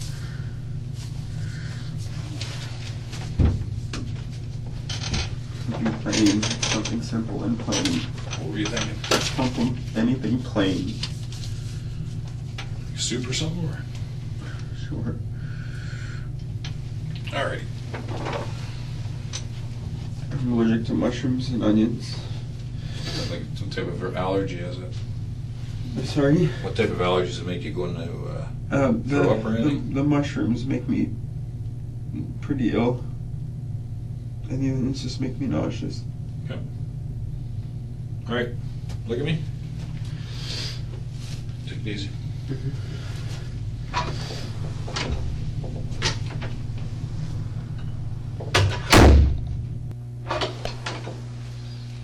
Hey, Mike. Remember me? Hey, Mm-hmm. Gord? Mm-hmm. Remember we sat down Mm-hmm. for about half an hour the other day Mm-hmm. on the Friday, and we sat down at your kitchen table, Mm-hmm. okay, and we got to know each other a little bit. Mhm. I got to know a little bit about you, about your family situation. You know, we got talking about how long you've been around here for, what you've been going, okay, in your life. And I thought, you know, we had a little bit of a connection there, okay? I know you got a rough spot right now in your life, okay, with your mom, and especially your grandmother right now. And she's dying, is that correct? Cancer and so on. Would you be able to look at me for a sec though, Mike? Okay. It just, you know, when I talked to someone, and I know that when we talked on Friday that, you know, you had good eye contact, okay? And I know it's a rough spot right now with your mom, with what she's dealing with, okay? I know with, you know, was it Rydell, or she was seeing, what was his first name? Dave. So she's got a lot going on in her life, and you've got a lot going on in your life right now, right? Now, I know you've talked to a couple other officers about this case, right? Now, I don't want you to be influenced by what they say. If someone's come in here and they said, you know, you should say this or that, that's up to you, okay? Now, I've been helping out on this for a while, for over a month now. And I've talked to lots of people. I told you that, didn't I? And I said your name came up. Okay, and I've talked to Terri-Lynne. I've talked to all kinds of people. And what's happened here, I think, is that you've been caught up in a lot of stuff going on in your life, okay?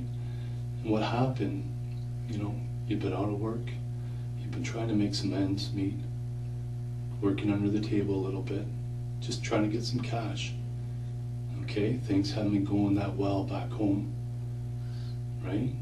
You look at me for a sec. Yeah, I know that, and you didn't want to really get into some of the stuff that's been going on back home with the girls and so on, your ex-girlfriend and that, right? And I know you've been trying your best with your home life right now, with your mom helping out and your grandma. So, you know, you got the work problem, you're trying to work. And I know you do have a bit of a problem with the oxys, okay? And I found that out. So you've got a lot of stressors going on in your life. The thing that happened is, though, that you met someone. Okay, you met someone that at the pizza place there back a few months ago, right? That's what you told me. You're going, I think, into the variety store or so. Remember saying that? No, I remember saying right at the 7-Eleven. Well, the variety store, right? And Terri-Lynne was getting some pizza or so on. Didn't you say that? I think there was mention about something like that. Anyway, the thing that happened here, Mike, okay, is that you got connected with her. And you told me that, you know, what her family life's like, what she's like, the drugs, her mother, what's been going on. And I know that you guys were doing oxys, okay, together. So the circumstances, Mike, okay, there's some bad decisions made here, okay? You guys got caught up in a bunch of stuff, okay? All the things that are going on in your life. Okay, I can understand that. I can fully understand that. Now, I saw Terri today, okay? I was with her. And I've known you, you know, you've been keeping contact with her, and I know you went to see her back on the 8th of May. You know, you brought her some clothes and so on, and, you know, you talked about going here and there with her. But I was with her, okay? We brought her over from London today. And I was there when she was telling her story, okay? There's no doubt in my mind she's telling the truth. There's no doubt, okay, what happened. She is the person, okay, that took Victoria, okay, Tori, across the road. We have your car, okay, I saw your car there. Okay, your car is unique. There's not many cars with that color. Okay, kind of the bluish, black type of homemade paint job with the spoiler on the back with the rims. Okay, yours is a unique car. Now the thing is, Mike, okay, the thing is that your car is seen at 329. Okay, or so right around there, 331. Okay, on the 8th of April, pulling into that Crescent Care parking lot. That your vehicle's on video, okay? Your car is unique, okay? There's no doubt. And Terry talks about, okay, walking Victoria. You know, they have the conversation about the puppy and so on, and she takes Victoria over to your car. There's no doubt there about that. There's no doubt. But the situation is, okay, why? I think what happened here is it got out of hand. You know, if you could take that back, okay, I think some bad decisions were made because of a couple people that in their life right now, okay, just things aren't going that good for them. You know, Terry's got some bad problems at home right now with her mom, right? Mom's dying of cancer, intestinal, all the problems with the drugs and the people that are hanging out there. You've got all the stuff going on in your life. Okay? And that's what's happened here is some bad decisions were made. Okay? And there's no doubt, she's already said that. She's admitted what she's done. Okay? She did take Victoria over to your car and you're there. Your car's right there on video. There's video all over the place. Your car is there. Okay, there's no doubt there. Like, so what's happened is, from there, you know, you didn't expect to do what you're doing, but it got going and got snowball. Okay, and you know what a snowball's like when it's rolling downhill. It gets bigger and bigger, and something happens. Okay, you didn't need to happen the way it did. And what happened is you panicked and some bad decisions were made again.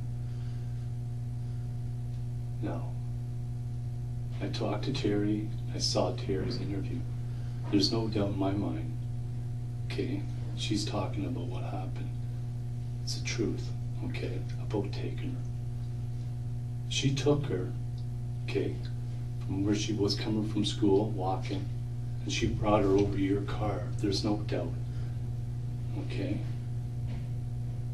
There's no doubt there at all. And after we interviewed you, you know, you weren't really opening up that much to me about names and so on. I know you're maybe a little bit of a private person there on that. But the situation is that, you know, you did leave. You got out of the area for a little bit, okay? Your car wasn't around. We were checking, okay? You weren't. Out of the area every day. Yeah, okay. But the thing is, you had a lot on your mind then. You had a lot on your mind. You didn't expect the police to be coming to your house and knocking on your door. Because you even wondered, you know, why were we there? Like, okay. That's the thing. You didn't expect us to be knocking on the door.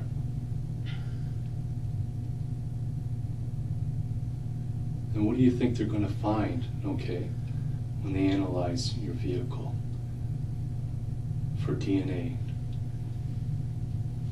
Okay, what are they going to find? Terry's been in my car. Terry's been in your car, right? We know that. And we know Tori's been in your car.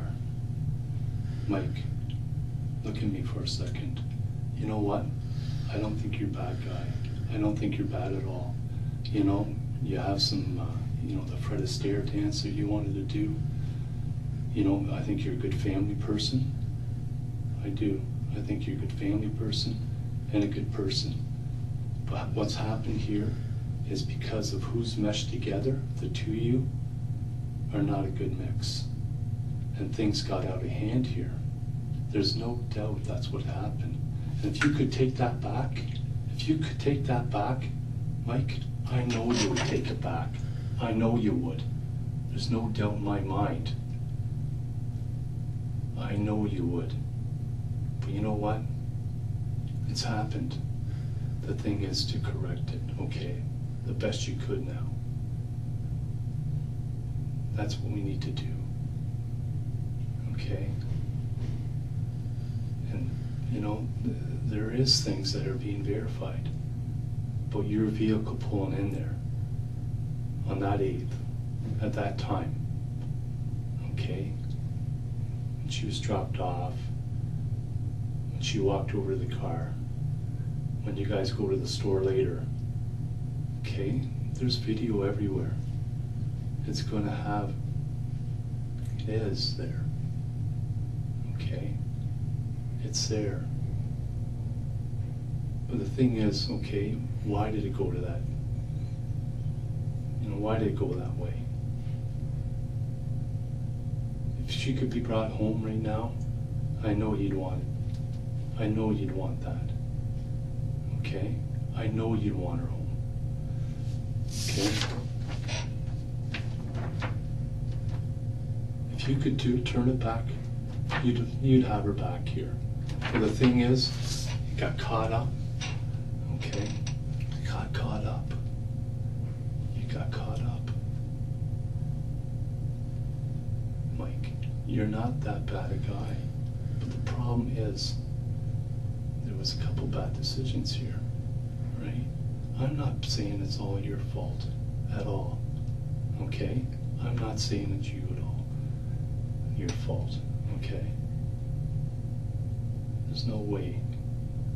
What's important here though, Mike, okay, is to tell me your side. It's important to tell me.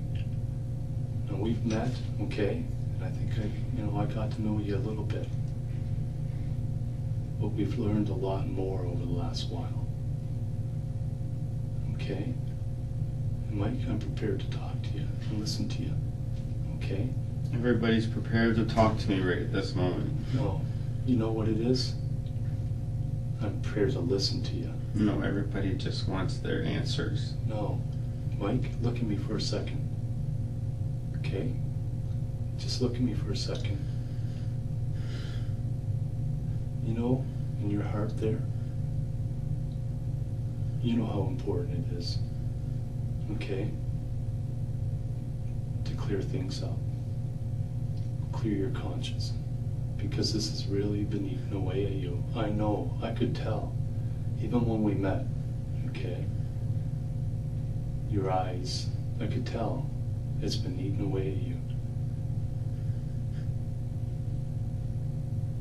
You've been living with this thing since that time.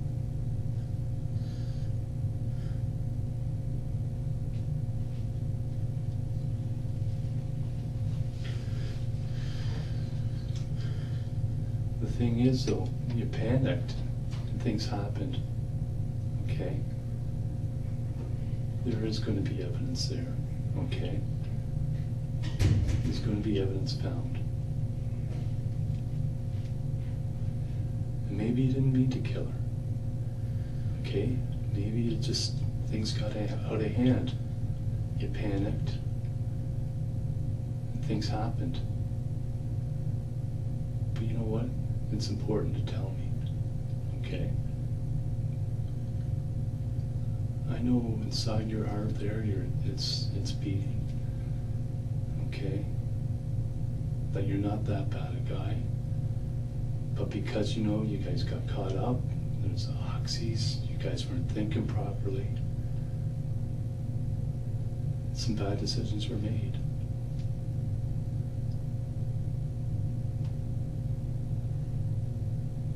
Your car is there. We can't take that away. It's there. And Terri is saying she's there. She's admitted that. She's given other That's information. good for Terri. Yeah. It's good for her. But you know what though? She's put you there too. She's put you guys there. As you're driving put me down the there. highway, she has. Hmm. You know, talking about their favorite color and purple, and telling her, putting her head down as the truckers are going by and so on. Okay? Yeah.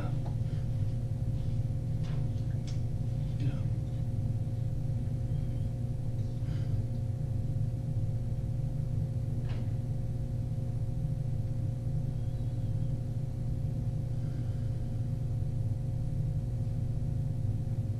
The problem is, okay, that image is in your mind of what happened that day.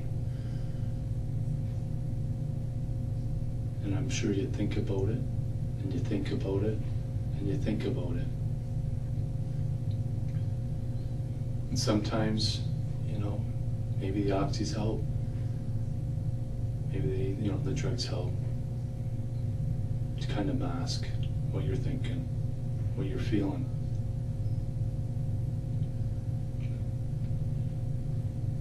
I know you've had a bit of a problem with the oxys for a while, right? How long's it been? I've already answered that. Well, how long's it been? I've already answered that. Yeah. I know it's been a problem. It's all right. It's been eating away at you. It has been. It has been. I know it has been. Okay. Like I said, you've got a lot going on in your life right now. Your mom has a lot going on in her life. Your grandmother has a lot going on in her life. And if you could fix any of that, you would.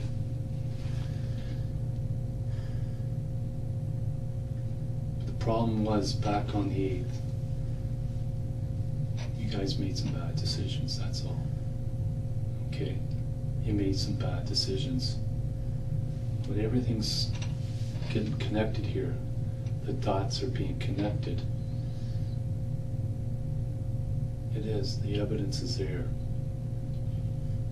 There will be DNA found in your car. Okay? And then what are you going to be able to say about that? What can you say about that when Tori's DNA is found in there? A strand of her hair, some skin cells.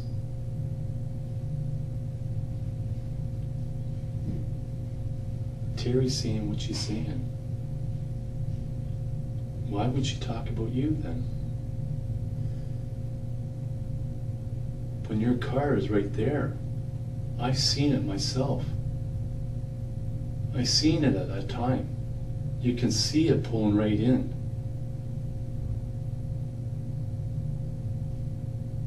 You can see it pulling in where it did. And you see Terri walking across with Tori, right in that same area, minutes later. Minutes. And I'm only talking a couple minutes. Less than a couple minutes.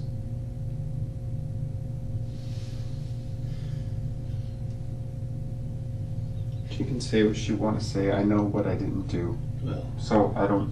what are they going to say though, Mike, when your vehicle is right on at That's for Home my lawyer Depot? and myself to talk about that. What are you Something going to like that say comes though up. when it's at a Home Depot?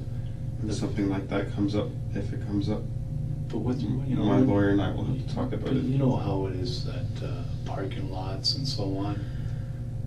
When you're there, your vehicle's there, where it's parked.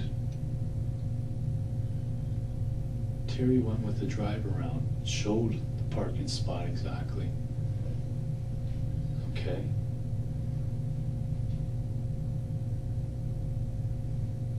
That's very important. That's very important. what you're seeing now, then okay.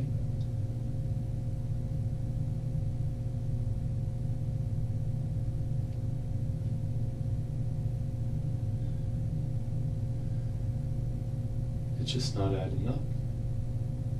No. It's not what you're saying, okay? Because the facts are the facts. The evidence is there. The evidence is what it is.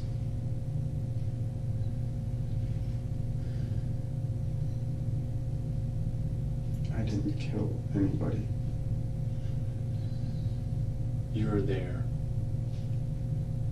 You were there, though. I didn't help kill anybody. You were there.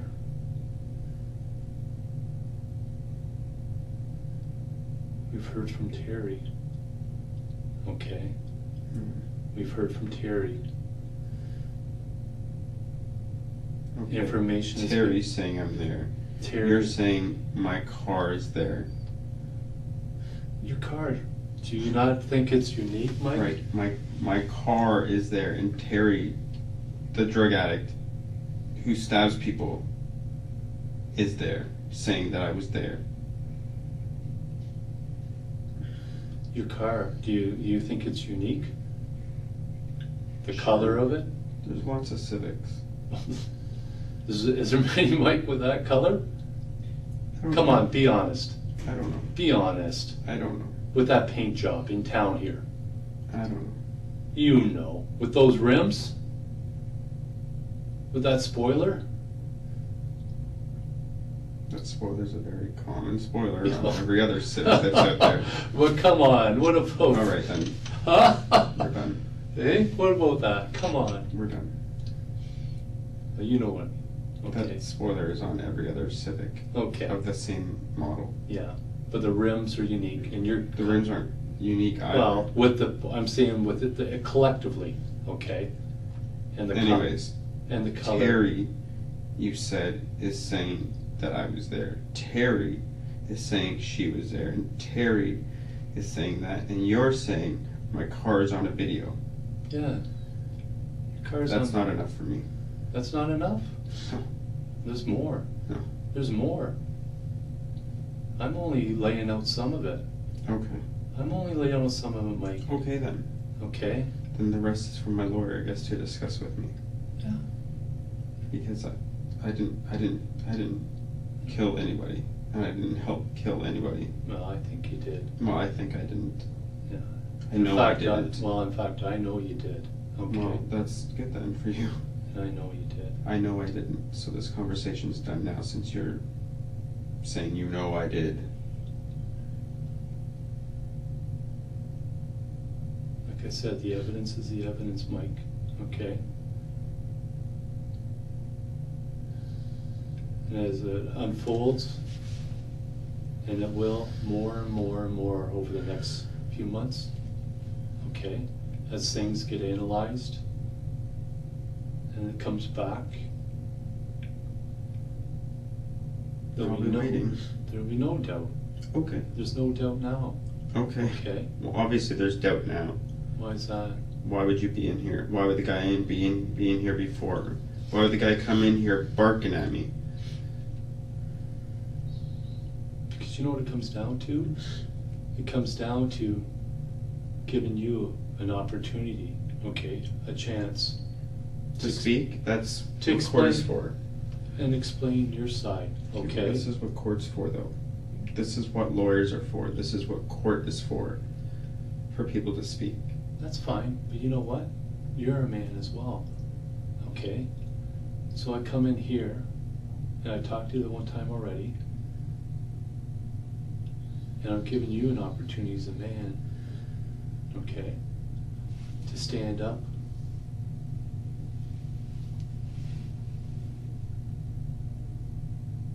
and tell the truth. And you know what? You haven't, you're not telling the truth.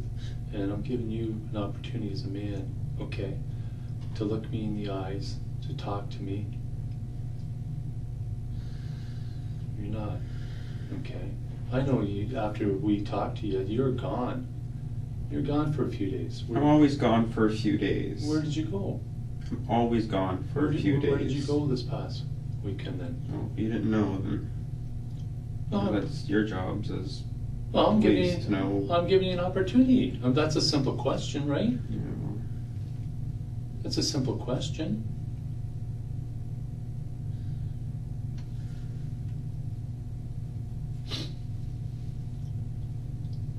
Your mom's van's parked right up the next morning. 8 o'clock in the morning, up where your car was that night. It was parked on the road when we left.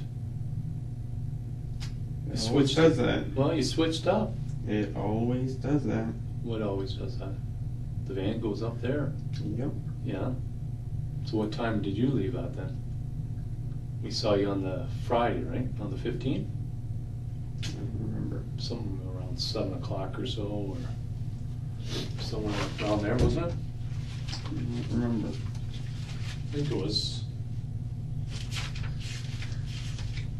So where did you end up going then? That's a simple question.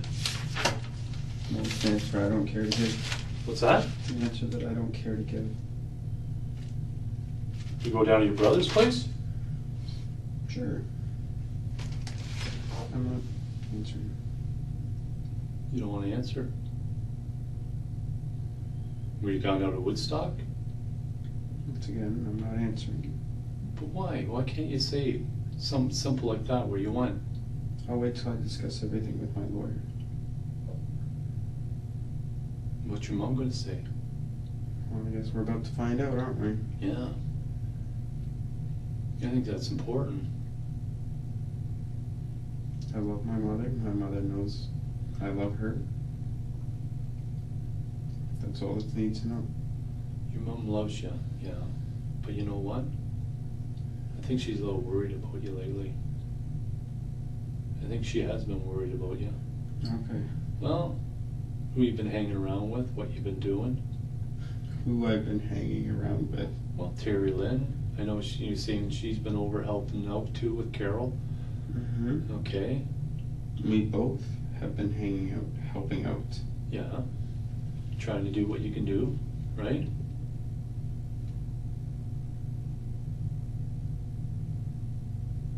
Obviously your mom's gonna be able to say then after what time she pulled that van up there, when you left, she's gonna know exactly when that was. Okay. Well, her van was in the middle of the road. Her van always is in the middle of the road, and it's always parked in the driveway. It's always we are always going through that scenario. Okay. So act like it's one scenario that Okay. holds great importance, because it doesn't. Okay, then when did it happen that night? Or that next morning? Like at I 8 don't o'clock know. it was already done. And by 8 o'clock it was already done. So within, 12 hours, Within 12 hours I left my house. well, we were talking to you in the evening. Next morning it was gone. So after we talked to you, you're out of there. We're having officers checking it every day at different times during the day, and it's gone. It's not around. All weekend. Even Monday. Because it's a long weekend, could it? Well, maybe it is. I just thought it was kind of strange. The timing. We talked to you and it's gone. You're gone. You talked to me on the beginning of a long weekend. Okay, maybe you had What do you plans. expect? Like, Did you have plans, Mike? I did have plans. Yeah. What did you have plans with? You know what? This is the same way you were with me on Friday. And you got to admit that, right? I don't know. Because remember me asking you about that? I said, Mike, why don't you want to tell me, the names of... People I know? Yeah. Because it's not your business. You want to talk about Amanda? Amanda's the one that... Because these are unimportant people to me, so what do I care if I talk about them? Well, Amanda's daughter is good friends, you told me, with Tori. Uh-huh, apparently. Well, that's what you told me. That's what she told me.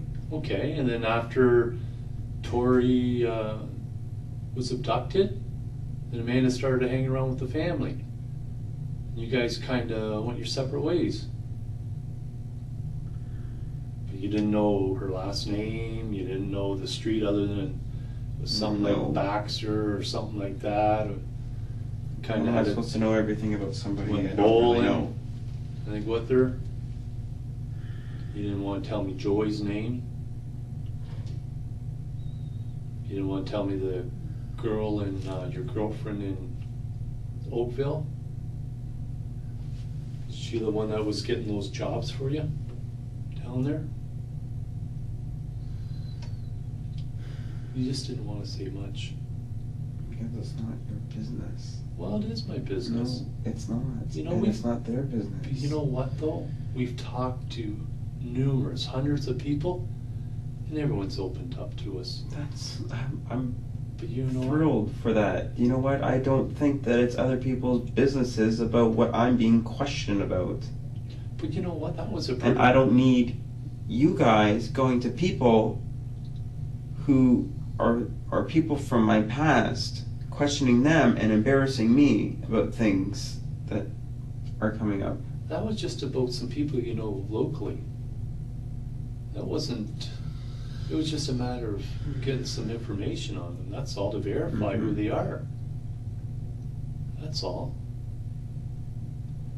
People are opening up, talking to us about all kinds of stuff. That's good. Not you. You can't even say where you were on the weekend? Nope. Did you tell your mom? I think you did. I think you tell your mom a lot of stuff. No, I didn't tell her. You didn't tell her. I don't tell her where I am. You don't tell her where you are. She's not my gatekeeper. Well, she's probably still concerned, even though you're 28. Which is why I check up on her from time to time. So what's your Which is why I what's call your her. cell phone going to tell us? Guess we're gonna find out. What's your cell phone going to tell us? Yeah. I guess we're gonna find out. Is it going to tell you where you've been? Who you've called? What towers you've gone off of? What Maybe. areas? Maybe. Certain days? Maybe. Tell you where you've been on the weekend? Maybe. Where you were on the 8th? I'm not sure. You're not sure where you were on the 8th? I'm not sure if phones are gonna tell you that. No, you'd be surprised. Alright, well then I'll be surprised. But you know what, when you talked to me on the 15th, you just told me you drove around. You couldn't really remember what you were doing on the 8th. You want me to remember what I did a month ago when I can't remember what I did Well, 2 days ago? You said you remember about the helicopters. Yeah, how can you possibly not remember something like that? You can't remember that day? You want to take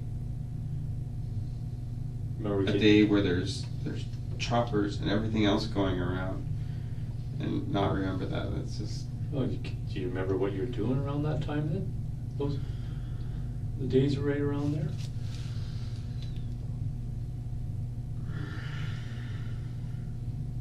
Because you know very well what you're doing, okay? 'Cause you were parked down at Crescent Care and arranged with Terry, okay, to get Tori. Nope. Yeah. Nope. Yeah. Yeah.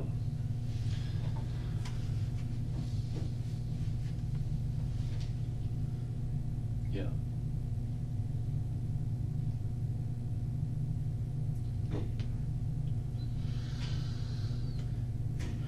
And you're interested in what Terry had to say before, right? You wanted to see it? I'll wait till I talk to my lawyer. Yeah. No, I'm just saying, if, you know, Yeah, I'll wait even till in the I talk morning, my you wanna lawyer. have a look at it? I get the computer and I show you? Would you wanna sit down and I just hit play? I'll wait till I talk to my lawyer. Well, before you were asking about it. Yeah, well, I'll wait till I talk to my lawyer, because my lawyer can set everything up. Okay, just 1 sec, okay? Mhm.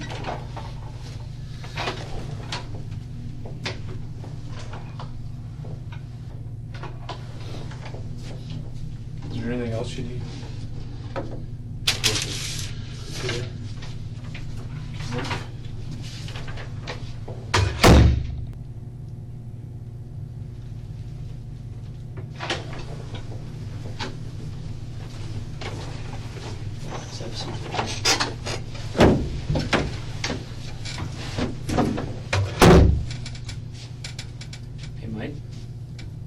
pretty get down to the facts kind of guy. I'm sure you've realized that from our brief encounter earlier, all right? This is not rocket science. I've got what Terri-Lynne has told me this afternoon, and I've got you. This is your opportunity. Terri-Lynne's sitting right here. Tell us she's a liar.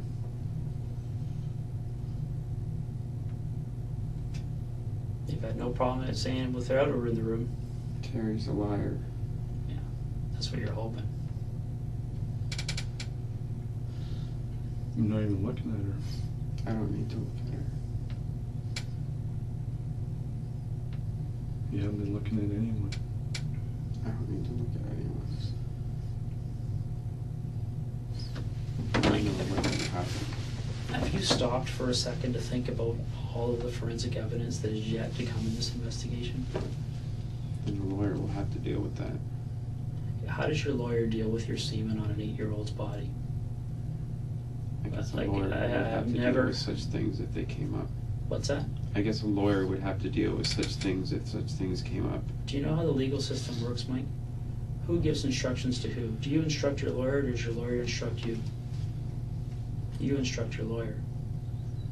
So when that happens, your lawyer's going to say to you,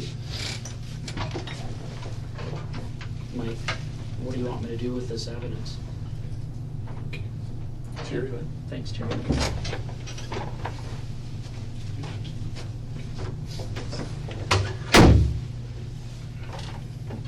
See, Mike, I know I was hurt when I walked in here, okay? And I'm not gonna pull any punches here, okay? I'm not gonna try and kiss your ass, all right? I mean, let's face it, I'm a cop, all right? And the last 5 weeks, I've been trying to find out who killed an 8-year-old girl. Okay? And I know the guys from behavioral sciences, they got their thing, they're trying to understand why, that's what they do. You guys all work together. Yeah, we do. They're good people, they know their job very well. And sure as hell, I'd like to know why.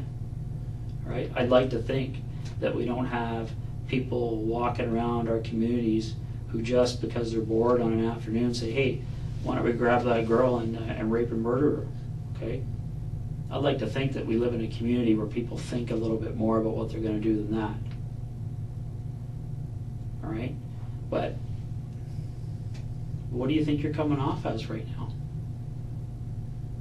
Do you think you're coming off as an innocent guy? Do you think you're looking like somebody who's been wrongfully accused here? You're gonna see it however you want to see it. My lawyer, or the lawyer, instructed me to just say, Yeah, I know, Mike. I know what your lawyer Simply- instructed you to say. But that doesn't make you an innocent man. That makes you a man who's saying, holy fuck, what am I gonna do now? nothing I do is gonna change your opinion. So I might as well just follow the lawyer's advice. Well, you're right there, Mike. Nothing you do is gonna get you walking out of this police station tonight without being charged with murdering Tori Stafford. You're right, okay? Because everything, every single thing Terri-Lynne has told us as we go through checking her story, and we've just started checking her story, has checked out. Everything. Okay? And things are starting to fall apart for you. Okay? I just heard your name for the first time a couple of days ago as one of hundreds of names that I've been having my investigators look at. Okay? Things changed this afternoon very quickly when we had Terri-Lynne in here for a chat. Okay? And I'm not saying Terri-Lynne walked in here and said, hey guys, guess what, I'm involved. All right? She resisted. She took time trying to convince us that she wasn't. And then, for whatever reason, whatever twigged with her, the lights started to come on, and she decided, you know what? I gotta get ahead of this thing. And that's her thing, okay?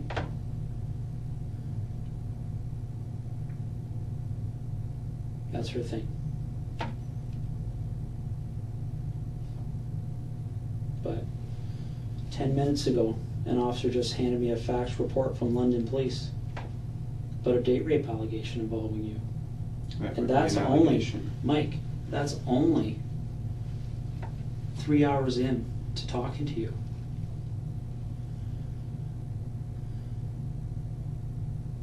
Okay, how unfortunate for you that within 5 months you've been accused of date rape, of drugging a girl, and now you're accused of kidnapping and murdering an 8-year-old girl.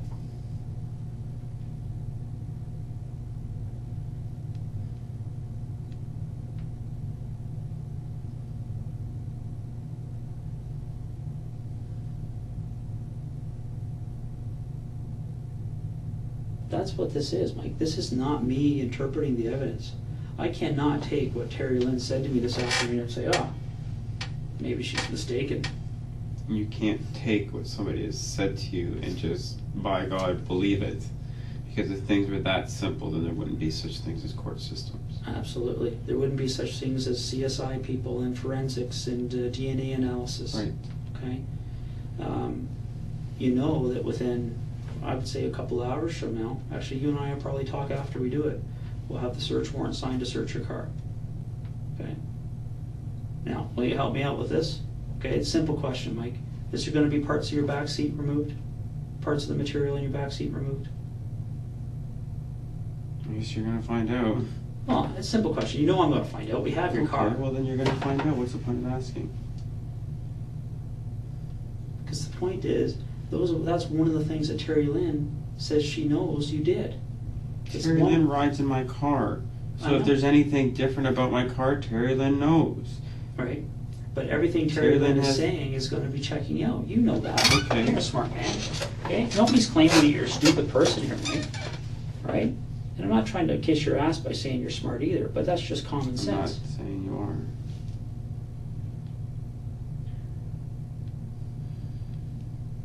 But Mike, you know how much media coverage this has. You know what the newspapers are going to do with this and to your family tomorrow. Okay? You think the cops are going to be talking to everybody you ever spoke to in your life? That's nothing compared to what the media is going to be doing. This is a huge story for them. This is the next Paul Bernardo. Whether you like it or not, a girl and a guy kidnapping an 8-year-old girl and murdering her.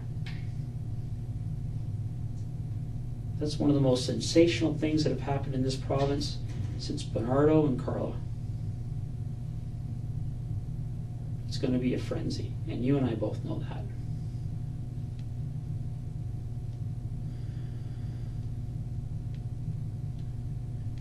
Did you know your mother's being interviewed right now? Nope. How do you think she's taking this? Probably not the greatest. Right. And Mike, we're not doing this to be pricks, okay? We're not going and talking to your friends and family to be pricks. We have to do this. Okay? If we didn't do it, the Crown Attorney would order us to do it.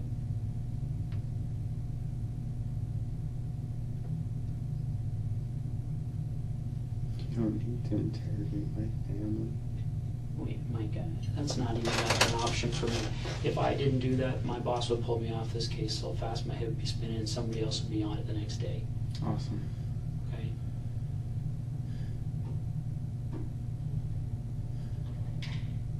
Now, I know this is going to sound like a deal to you, but it's not. Okay, and I guarantee you it's not. All right? But if you want us to lay off your family, then you need to tell the truth. Because otherwise we have to go find the truth out from everybody else and put the pieces together. And you want to force our hand, that's fine. Okay? Because the commissioner of the OPP has already gone public saying every resource possible, and I'm sure you've read the articles, will be thrown at finding the persons responsible for what happened to Tori Stafford. There is nothing bigger in this province right now.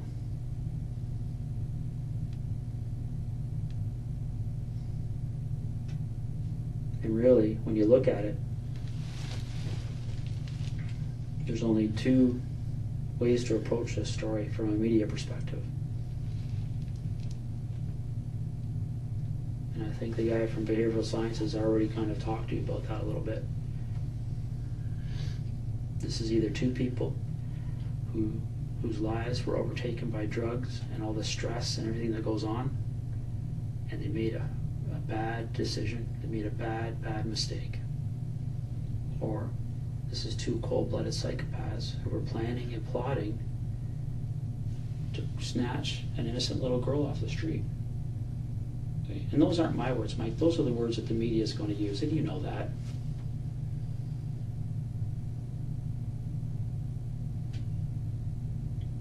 You can control that to a certain extent. No. Yeah, you can. Yeah, you can, because when they ask us what you had to say about it, we can either say, He's waiting to speak to a lawyer. yeah, and then it's open season for the media. They can say whatever they want. Well, it doesn't matter what they say. It's not going to make a difference of what they say. Nothing's going to change what they say. Even if they were 100% rooting for me, it's not going to change because of things that they say. If they were gunning for me, it's not going to change because of what they say. Right. It's not going to make a difference. No, it's not going to make a difference. You're right. It's not going to change the fact that you're going to be charged with murdering Tori Stafford. You're right. Charged. Yeah. Not convicted. No, I don't convict people. I'm an investigator. I follow the evidence.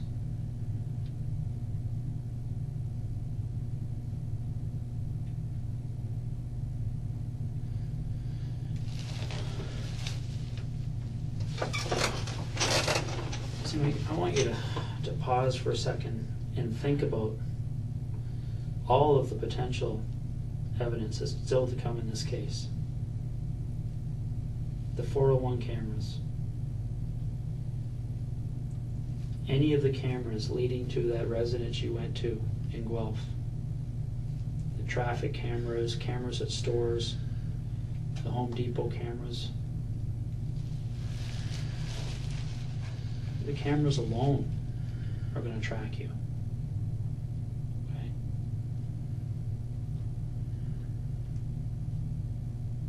And we can talk about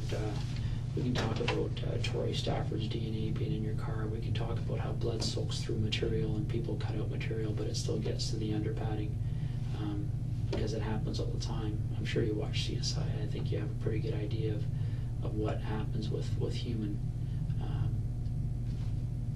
fluids. Okay? They seep. They seep through things. They seep through material. They get into the foam. Right? They get into the carpet fibers. We're not even talking about blood anymore. We're not even talking about saliva. We're talking about skin cells. We lose thousands of them every second. Tori could have sat in the backseat of your car for 10 seconds and jumped out and ran away. We could probably still find her DNA in your car. All that time in your car, her DNA is in your car, Mike. Okay?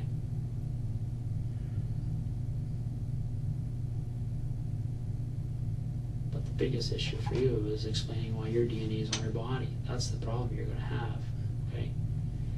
Work through these things. You can try and figure out, how am I going to spin this? How am I going to spin that? Right? Simply, not going to happen. Well, people tell me that all the time. I've been doing this job for 20 years, and it happens. Okay. Fine. It also doesn't happen. Well, it's going to happen in this case. You think it's going to happen in this case because some drug addict girl whose mom shoots up I and know all about stabbed Terri-Lynne. people that. Obviously, then it's just got to be true.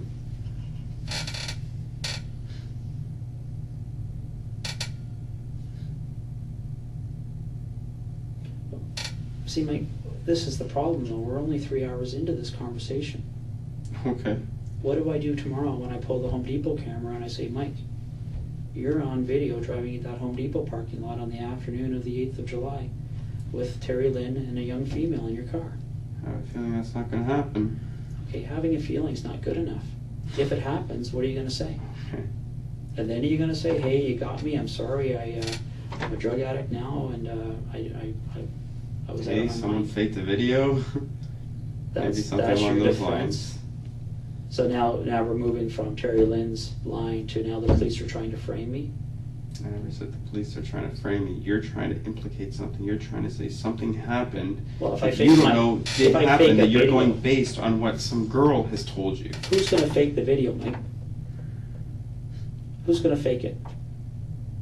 Maybe you didn't get what I said. I go to Home Depot security office and I have them pull their video cameras of their parking lot, because all Home Depots have them. I'm sure you've seen how they have the lawnmowers out there, how they have all that equipment out there for sale. They have video cameras in all their parking lots. Okay. It's a huge business. You go there, pull the tapes, and I see you on that afternoon. Not gonna happen. Why? Because I'm not there. Okay, and that's what I wanted to hear from you, okay? Denying something that the evidence is going to show to be true. What are you going to do with that? Like, what kind of conversation are we going to have, say, at noon tomorrow when I walk in and I say, Mike, the videotape from the Home Depot shows you there, or the videotape from the traffic light in We're gonna Guelph. have whatever conversation that the Are you- lawyer says to have. Yeah, you're going to go back to, I'm waiting for my lawyer. Yes. And that's fine, Okay. okay? That's fine. But That's where I'm standing. don't bitch at me about interviewing your family and your friends. Your family and your You friends. asked a question, I Your responded. close family is That's probably not going to get bitching. interviewed about 3 or 4 times. Okay, well, Okay. you asked a question, I responded. Okay. How are you going to respond to your mom when she says, Mike, how come the media's here every day shoving cameras in my face? I'll deal with that when the time comes. Yeah. You know what a psychopath is, Mike? I have never met one. Well, I just met one tonight. It's you. In the other room. No. No, psychopaths don't tell the truth. Psychopaths rarely confess, actually. Okay, Paul Bernardo never confessed. alright, Paul Bernardo's dangerous offender. He's never getting out. okay. Paul Bernardo kept saying, you'll never find the evidence. You'll never find any DNA. It's not there. It's all over the place. Okay.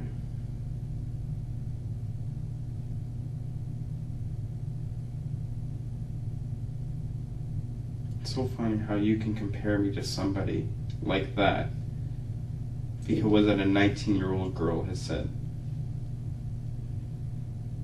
What has it got to do with her being 19? She saw what she saw.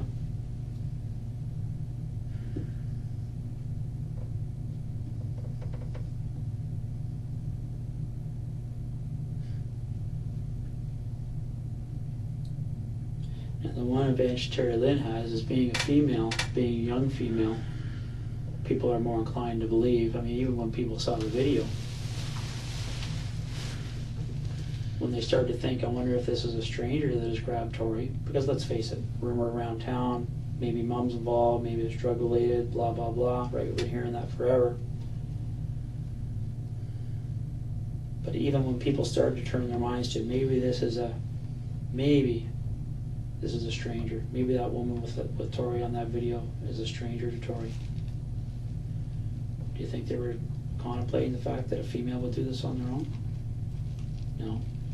Everybody's talking about the fact, well, some guy must have made her do this, right? Well, I don't know what some guy she's involved with. She's involved with you. She's not involved with me.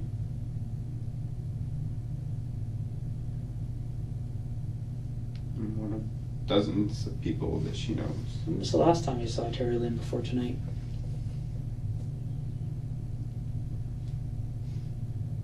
I dropped her off clothes. Okay, why if she knows dozens of people, are you the one that has to bring her the clothes? Because I'm talking to her mother and because I'm not high all the time, like everybody else. Like the guy who found me in a parking lot, whacked out of his tree.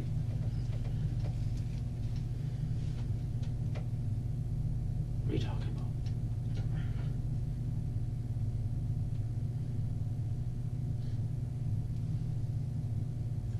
Do you remember telling Terri-Lynne that if the police come and talk to her, that she should be telling them nothing, first of all, that she doesn't know you. And secondly, if something comes up where they can prove that she knows you, then she should tell them that that card that was released by the police, that you guys just drove Tori down to that other car and then you don't know what happened. Is that gonna be your story? It's not my story. Was it though? It's I not my mean, story. how do you explain that? I was only partially abducting her? I'm a part-time abductor? What the fuck? Okay, what the fuck? Exactly. Right. I'm pretty sure any more questions now can go towards a lawyer. I don't have any questions for you. I just wanted to meet the guy that I've been chasing down for the last 5 weeks. You haven't been chasing me for 5 weeks. Well, I've been chasing the person that killed Tori, Wrong again. and you're that person, Mike. Wrong again. But once again, you're gonna believe whatever you want to believe, until even if you don't have facts in front of you. That's not very smart. So what do you suggest the police do when somebody like Terri-Lynne comes in and tells us what she told us today? What would you do as a police officer? I'm not a police officer. I don't know. Well, you're obviously pissed didn't off take about the up law decision we did enforcement. make. What decision would you make? Do you not It's think not we up to did me the to right decide thing? that. Okay. So why are you so pissed off about what we did? I'm pissed off about what you did. Mm-hmm. No. I'm pissed off. I'm not even pissed off. I just find it funny how you can go full sure on something when you don't know. Well, Mike, when somebody tells me that they were present when a man killed an 8-year-old girl. Somebody told you that. Mm-hmm. She did. Okay. When that happens, okay, we don't say, oh well, maybe after we go golfing for the week, we'll go and see Mike and see what he has to say. That's not the way it works. No, so let's just pick him up and then say, yep, you did it. Because that's obviously got to be the right way to go about things. Yeah. Well, community safety is the important thing here, right? Okay, well, I'm pretty sure I'm not going anywhere right now, so that doesn't justify what you're saying or doing. Do you have any kids of your own, Mike? I guess you'll find out. Do you have any nieces or nephews? I guess you'll find out. Yeah. Somebody told us you have a 7-year-old daughter. Is that true? I guess you'll find out. Okay. Well, if you did, and this happened to her, and I came over to your house and said, hey Mike, we just had somebody tell us who abducted and murdered your daughter. We'll look into it, see what comes up. Would you be happy with that? Yes. That's your job. Yeah, because you wouldn't want us to go and arrest somebody just because somebody told us they did a murder, right? Of course not. No. Why would I want somebody to just get arrested just because some Joe Blow said so?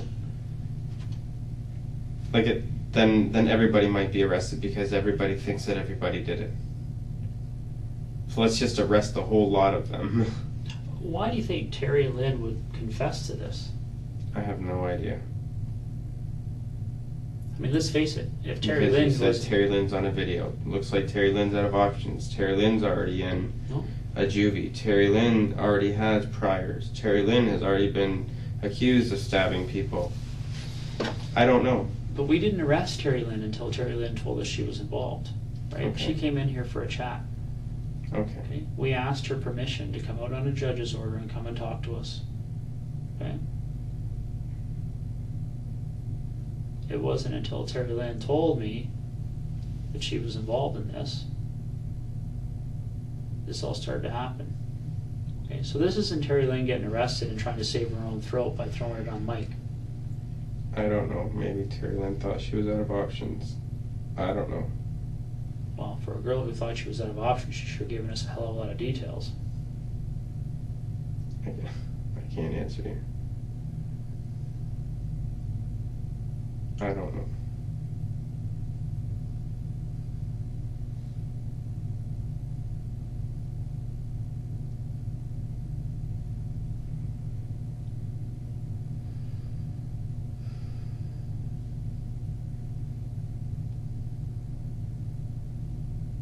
How many more sexual assault allegations are going to be on the databases for you?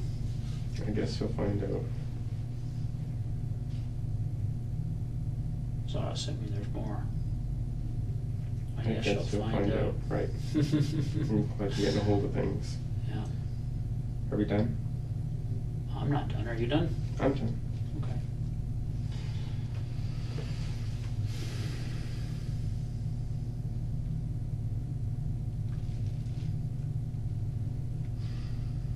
So, the last thing I cover off with everybody I talk to in situations like this, Mike, is pretty straightforward, okay? Rodney Stafford and Terry McDonald have to be notified about this.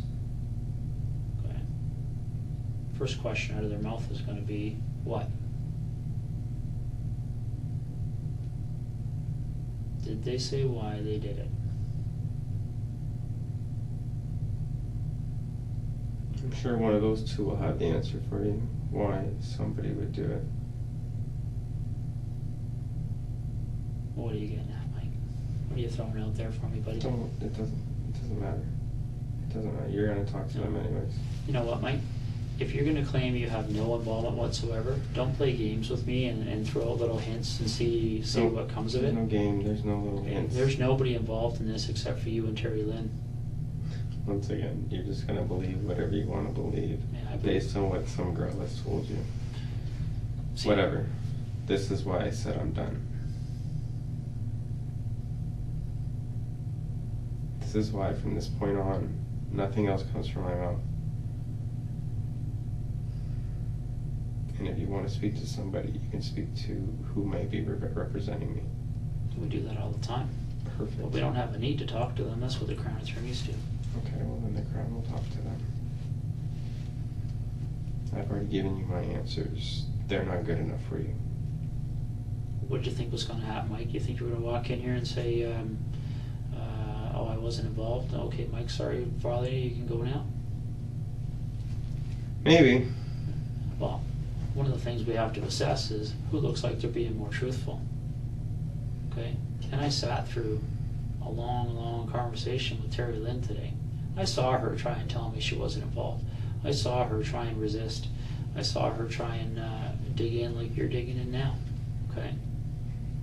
And then the light came on for her. She started to realize that it was kind of weird that 2 months ago, 3 months ago, whenever it was, here comes Mike out of the blue, walking up to her in a pizza place because he saw her walking in there and just thought she was just so stunning that he just couldn't drive by.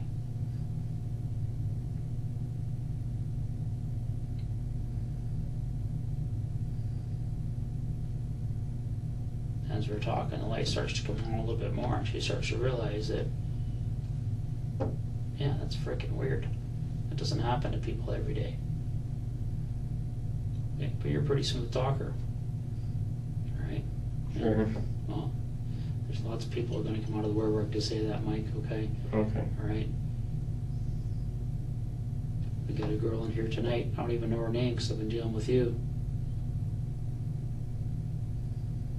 She's talking about how she met you and the kind of guy you are. Alright, she's not going to be at your bail hearing in the morning. She's not going to be your biggest supporter. Who would that be? I don't even know her name. Blonde girl, saw her on the video. Saw her on the video. Yeah. She was in another interview room. We can find her name out for you if you're that interested. Sure. She's not banging around anymore. You got the girl in London. You apparently wined and dined and Which girl in London did I wine and dine? I don't know her name. Exactly. The report. Is it going to give me credibility if I go get the report? I can walk in here and tell you what her name was? No. No. But it wouldn't sound like such a bullshit story. But whatever. Mike, are you trying to tell me that you weren't interviewed by London police in January about a date rape allegation where a girl said you What drugged does her? that have to do with what you just said? Just what I said. That's who you're talking about? That's all the women in your life, okay? That's All the who you're women in your talking life, Mike, are gonna come out and they're gonna talk about how much of a slime ball you are, and how sleazy you are, Well, just because I'm sleazy doesn't make me what I'm being accused of. Those are two totally different things.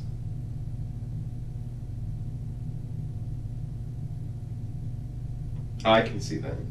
It's funny how you can't see that. What do you want me to see?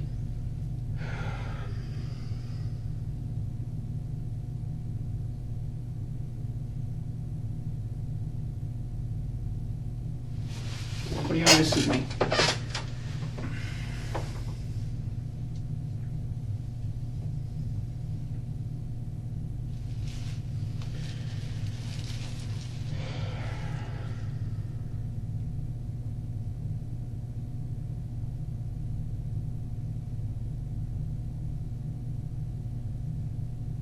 It doesn't matter.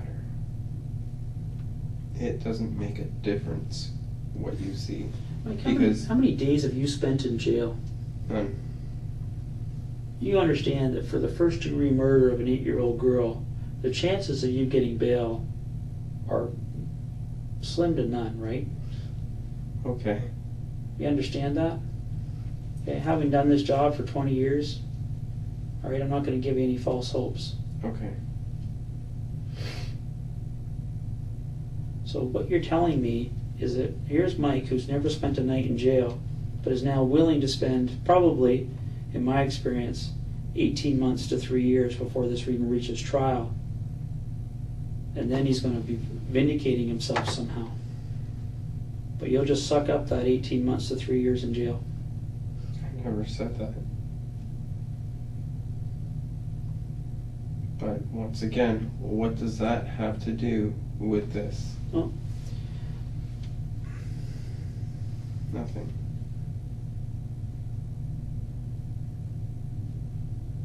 See, I would expect that somebody, an innocent man, would at least be saying to me, can I call, who knows, my boss, my cousin, my neighbor, somebody who can tell you where I was on the 8th of April, who can tell you I wasn't driving around Woodstock and Guelph with an 8-year-old girl and Terri-Lynne McClintic in my car.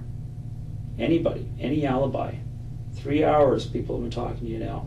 Not once have I heard you say, I'm innocent, talk to this person. I'm innocent, talk to that person. They'll tell you where I was that day. They'll tell you what job site I was on or what thing I was working at that day. We're talking 3:30 in the afternoon.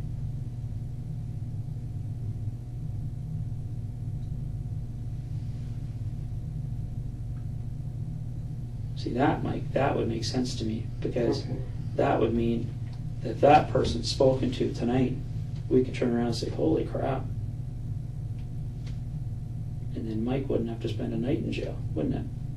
So if I tell you where I was, who I was with, what I was doing, you're gonna let me go? If it's valid. How long does it take to validate that, I don't know. It depends who it is and where they are. roughly? How long before I'm out? Mike, who am I talking to? Where are they? How do I get a hold of them? How can I answer that question until you tell me who these people are?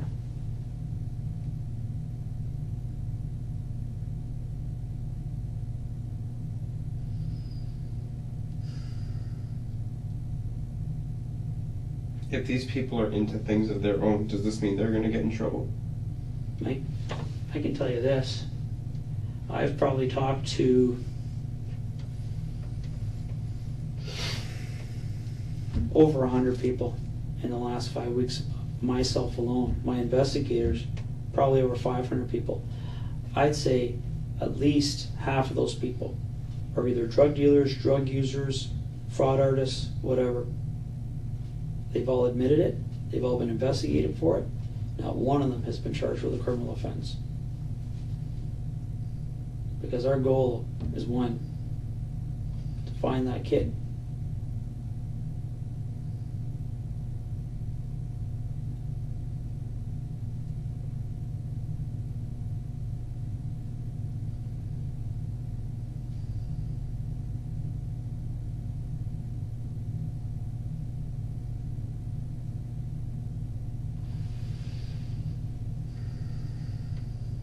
Do you know where you were on the 8th of April?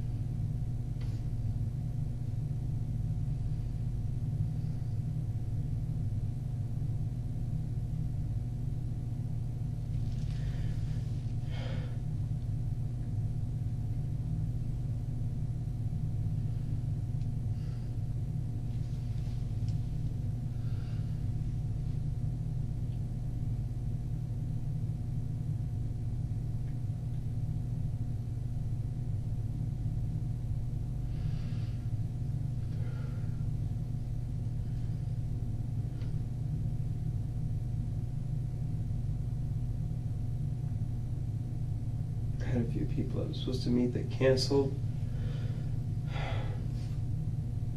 that week.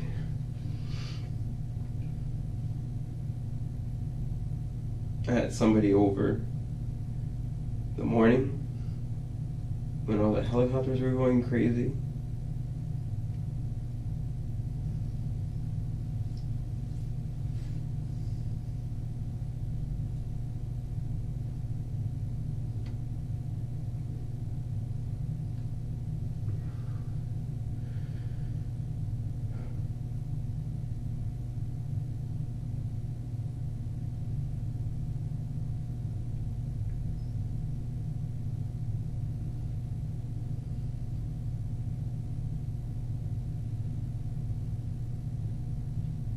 We went to London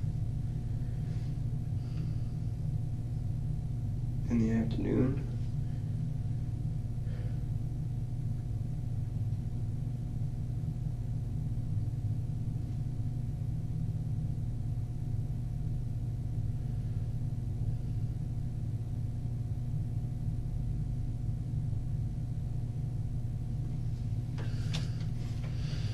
And we talk that to my lawyer tomorrow. I think that would be a good idea, Mike, because one of the things you have to be aware of is if you create a situation, okay,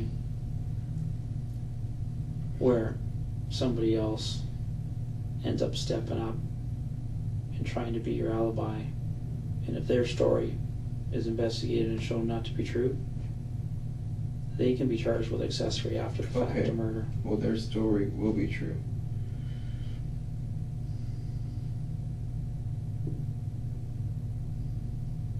And again, I'm sitting here wondering why I'm giving you the opportunity. You want me to be fair, you want me to listen to both sides. I'm tired, I'm exhausted, I'm still hungry. It's been a long day. It's And the been next 25 crazy years day. of your life So- are on the line, Mike. Then it can wait one more day when I talk to a lawyer and I know exactly all my rights. You have two rights. You can talk to a lawyer, which you've done, and you can keep your mouth shut.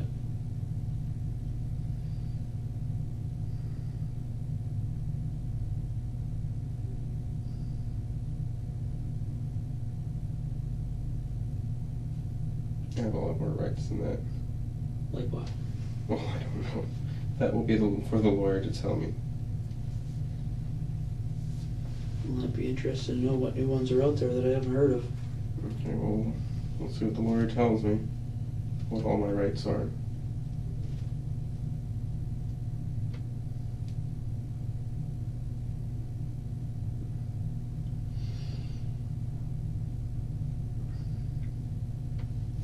It'd be pretty stupid of me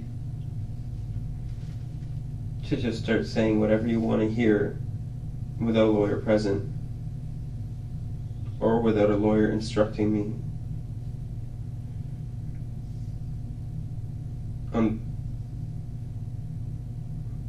on the right legal things to do.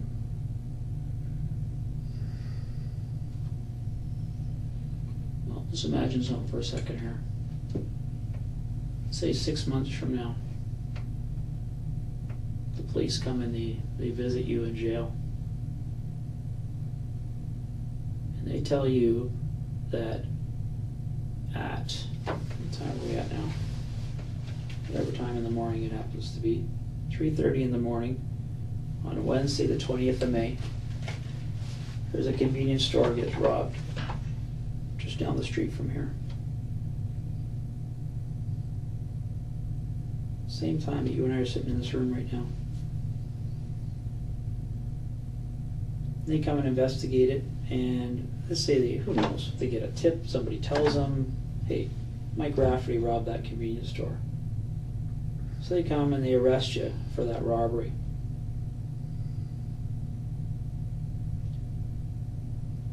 You're telling me that you would not even consider saying to them, hey I never guys, said I wouldn't consider that. hey guys, you screwed up. Go talk to I never said I wouldn't consider that. And it's documented that I'm inside somewhere. It's documented I'm sitting around with a bunch of police officers. It's documented that I'm on camera. So this isn't something that I have to discuss with somebody.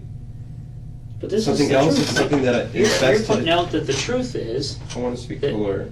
yeah, you can speak to a lawyer all you want, but you're putting out the truth is I'm done that you talking. weren't there, I'm and done.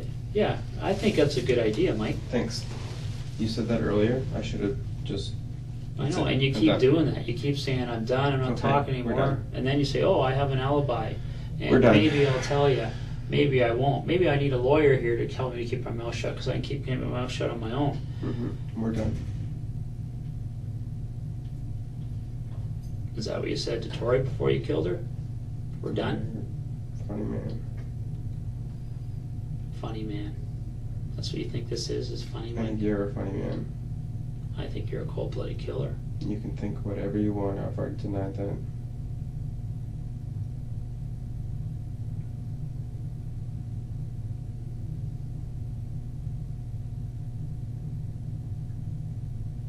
I think you're a cold-blooded killer, Mike.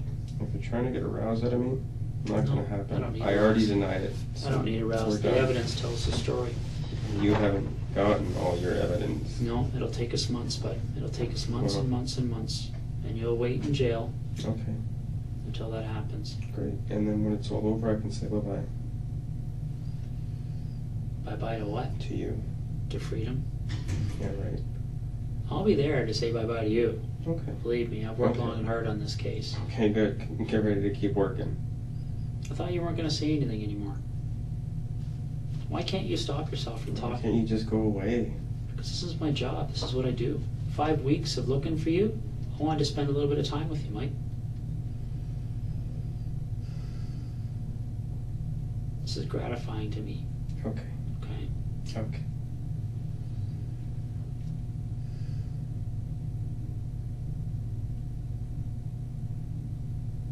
Because you and I haven't spent too much more time now than you forced Tori Stafford to spend in your car. You could have let her out anywhere along that route.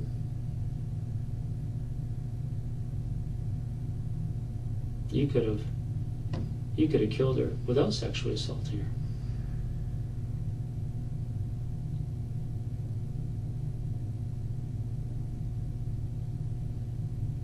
And that's what I wanted to sit across from tonight. See what it's like to sit across from a guy who, when he abducts an 8-year-old girl, is so turned on by it that before he kills her, he has to have sex with her.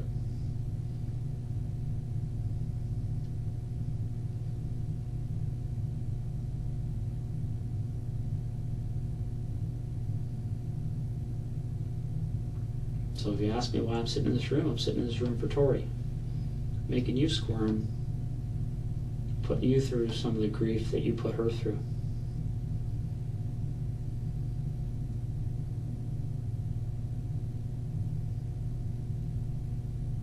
That's why I'm in here, Mike.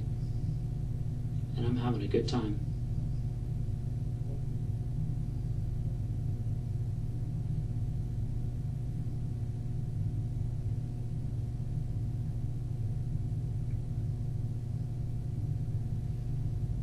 Tomorrow morning, I'll have a briefing with my officers and I'll congratulate them for 5 weeks of good work. And then we'll get our first piece of evidence. Then we'll get our second piece of evidence. Then we'll get our third or fourth or fifth or sixth. Who knows how many we're going to end up with? 20, 30, 40 pieces of independent evidence.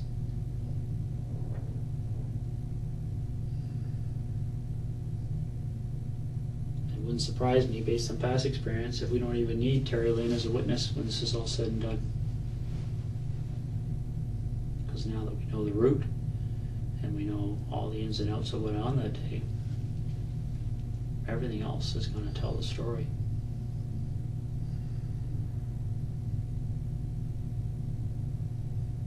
You are a sick puppy, Michael.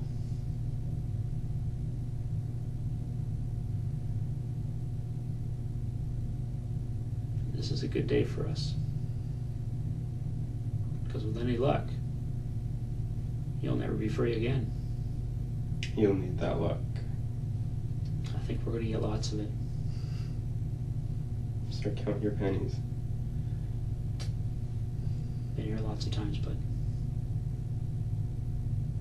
you're doing it again. You can't keep your mouth shut.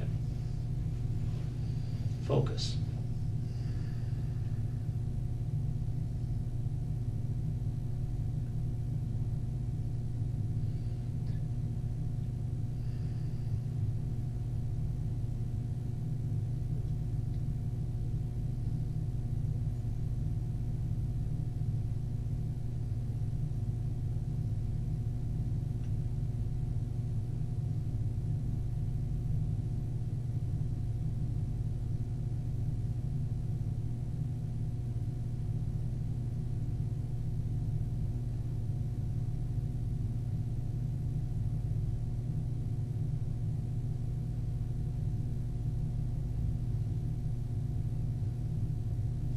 Thinking about it now?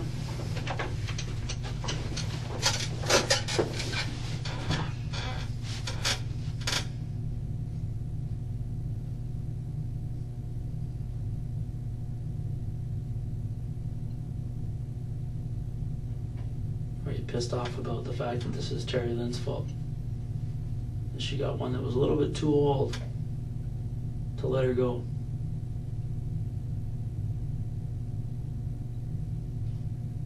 A little bit too old that she would know what you guys look like. She'd know to tell the police what your car looks like and what you and Terri-Lynne look like.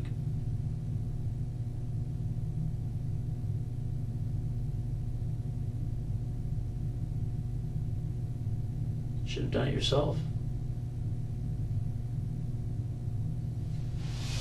Wouldn't that be a different story? You had the balls to do this yourself. You didn't have to send a 19-year-old girl to kidnap an 8-year-old girl for you. You may not be here right now. Could have recovered your own tracks.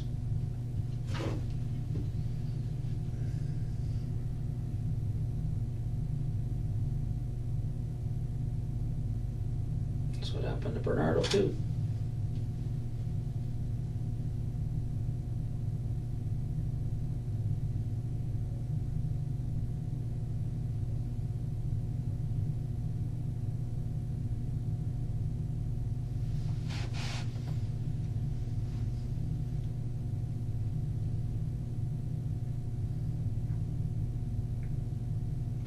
You know what that girl's biggest concern tonight was? That was being interviewed? The part that I caught? She wanted to make sure she could get into her car. She got tickets to go to Vegas in the morning.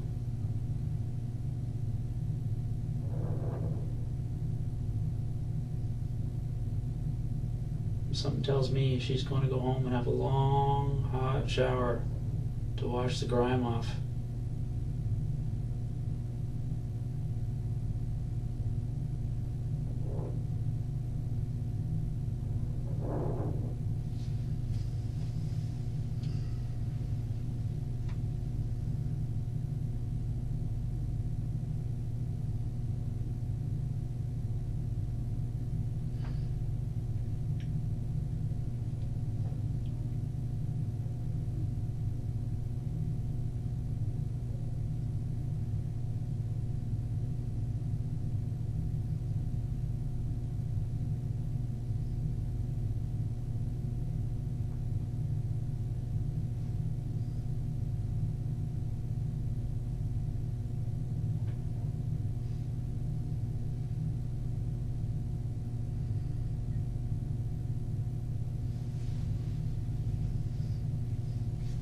do you think those people in that house in Guelph are gonna say?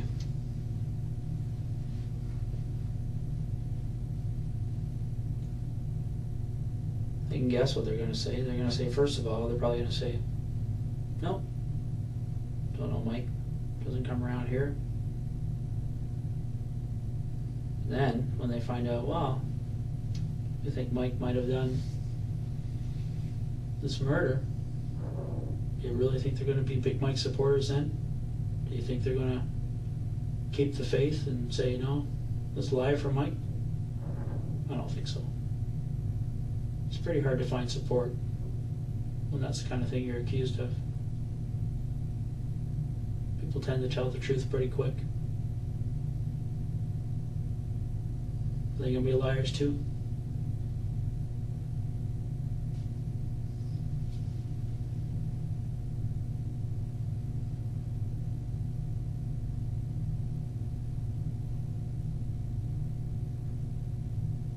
Like, this is why we don't need you to say a word, but this is why you should keep your mouth shut. Because everybody else is going to tell the story.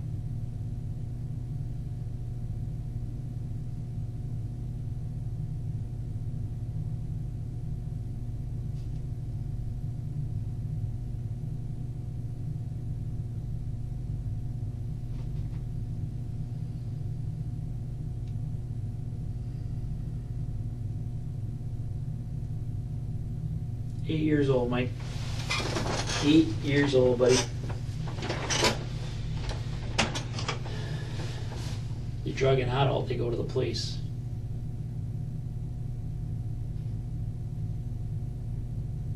So you grab an 8-year-old stranger.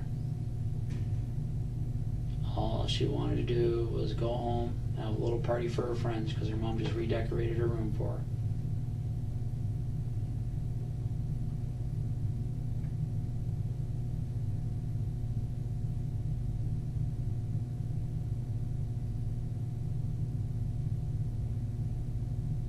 That's pure evil, but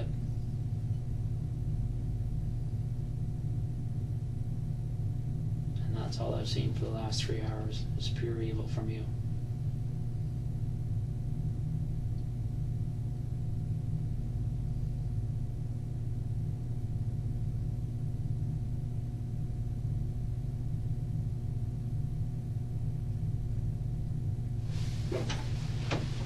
And as much as that guy from behavioral sciences wanted you to get all weepy and say, oh, poor me, the oxys, my poor grandmother, my poor mother, you don't give a shit about them.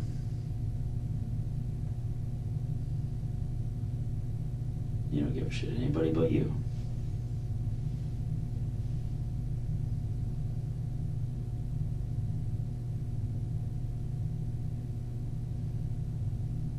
And that's exactly what the judge is going to see.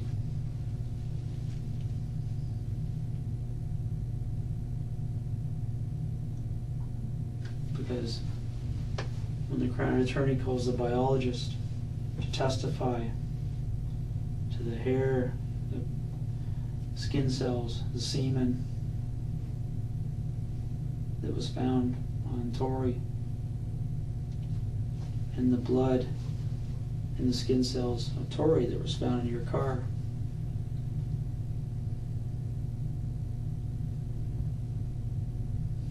And they're going to play the video where you say, you're never going to find my DNA on Tori. You're never going to find Tori's DNA in my car.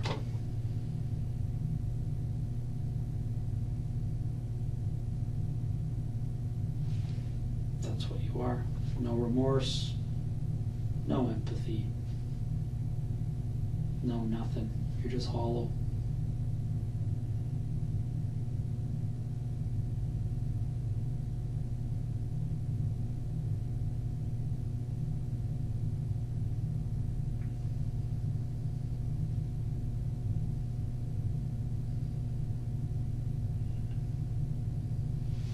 The nice thing about the place you're going to be spending a good chunk of your life is they actually have glass cells.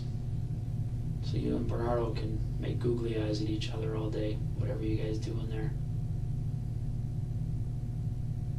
So it's nice meeting you, Mikey. Enjoy the rest of your life. This is the kind of room you're gonna be spending it in.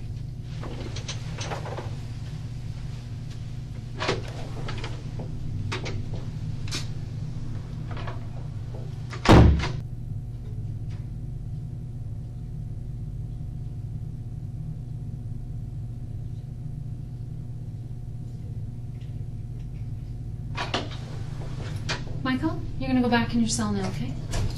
Follow me. Do you got a snack there that you want to take with you, or Okay.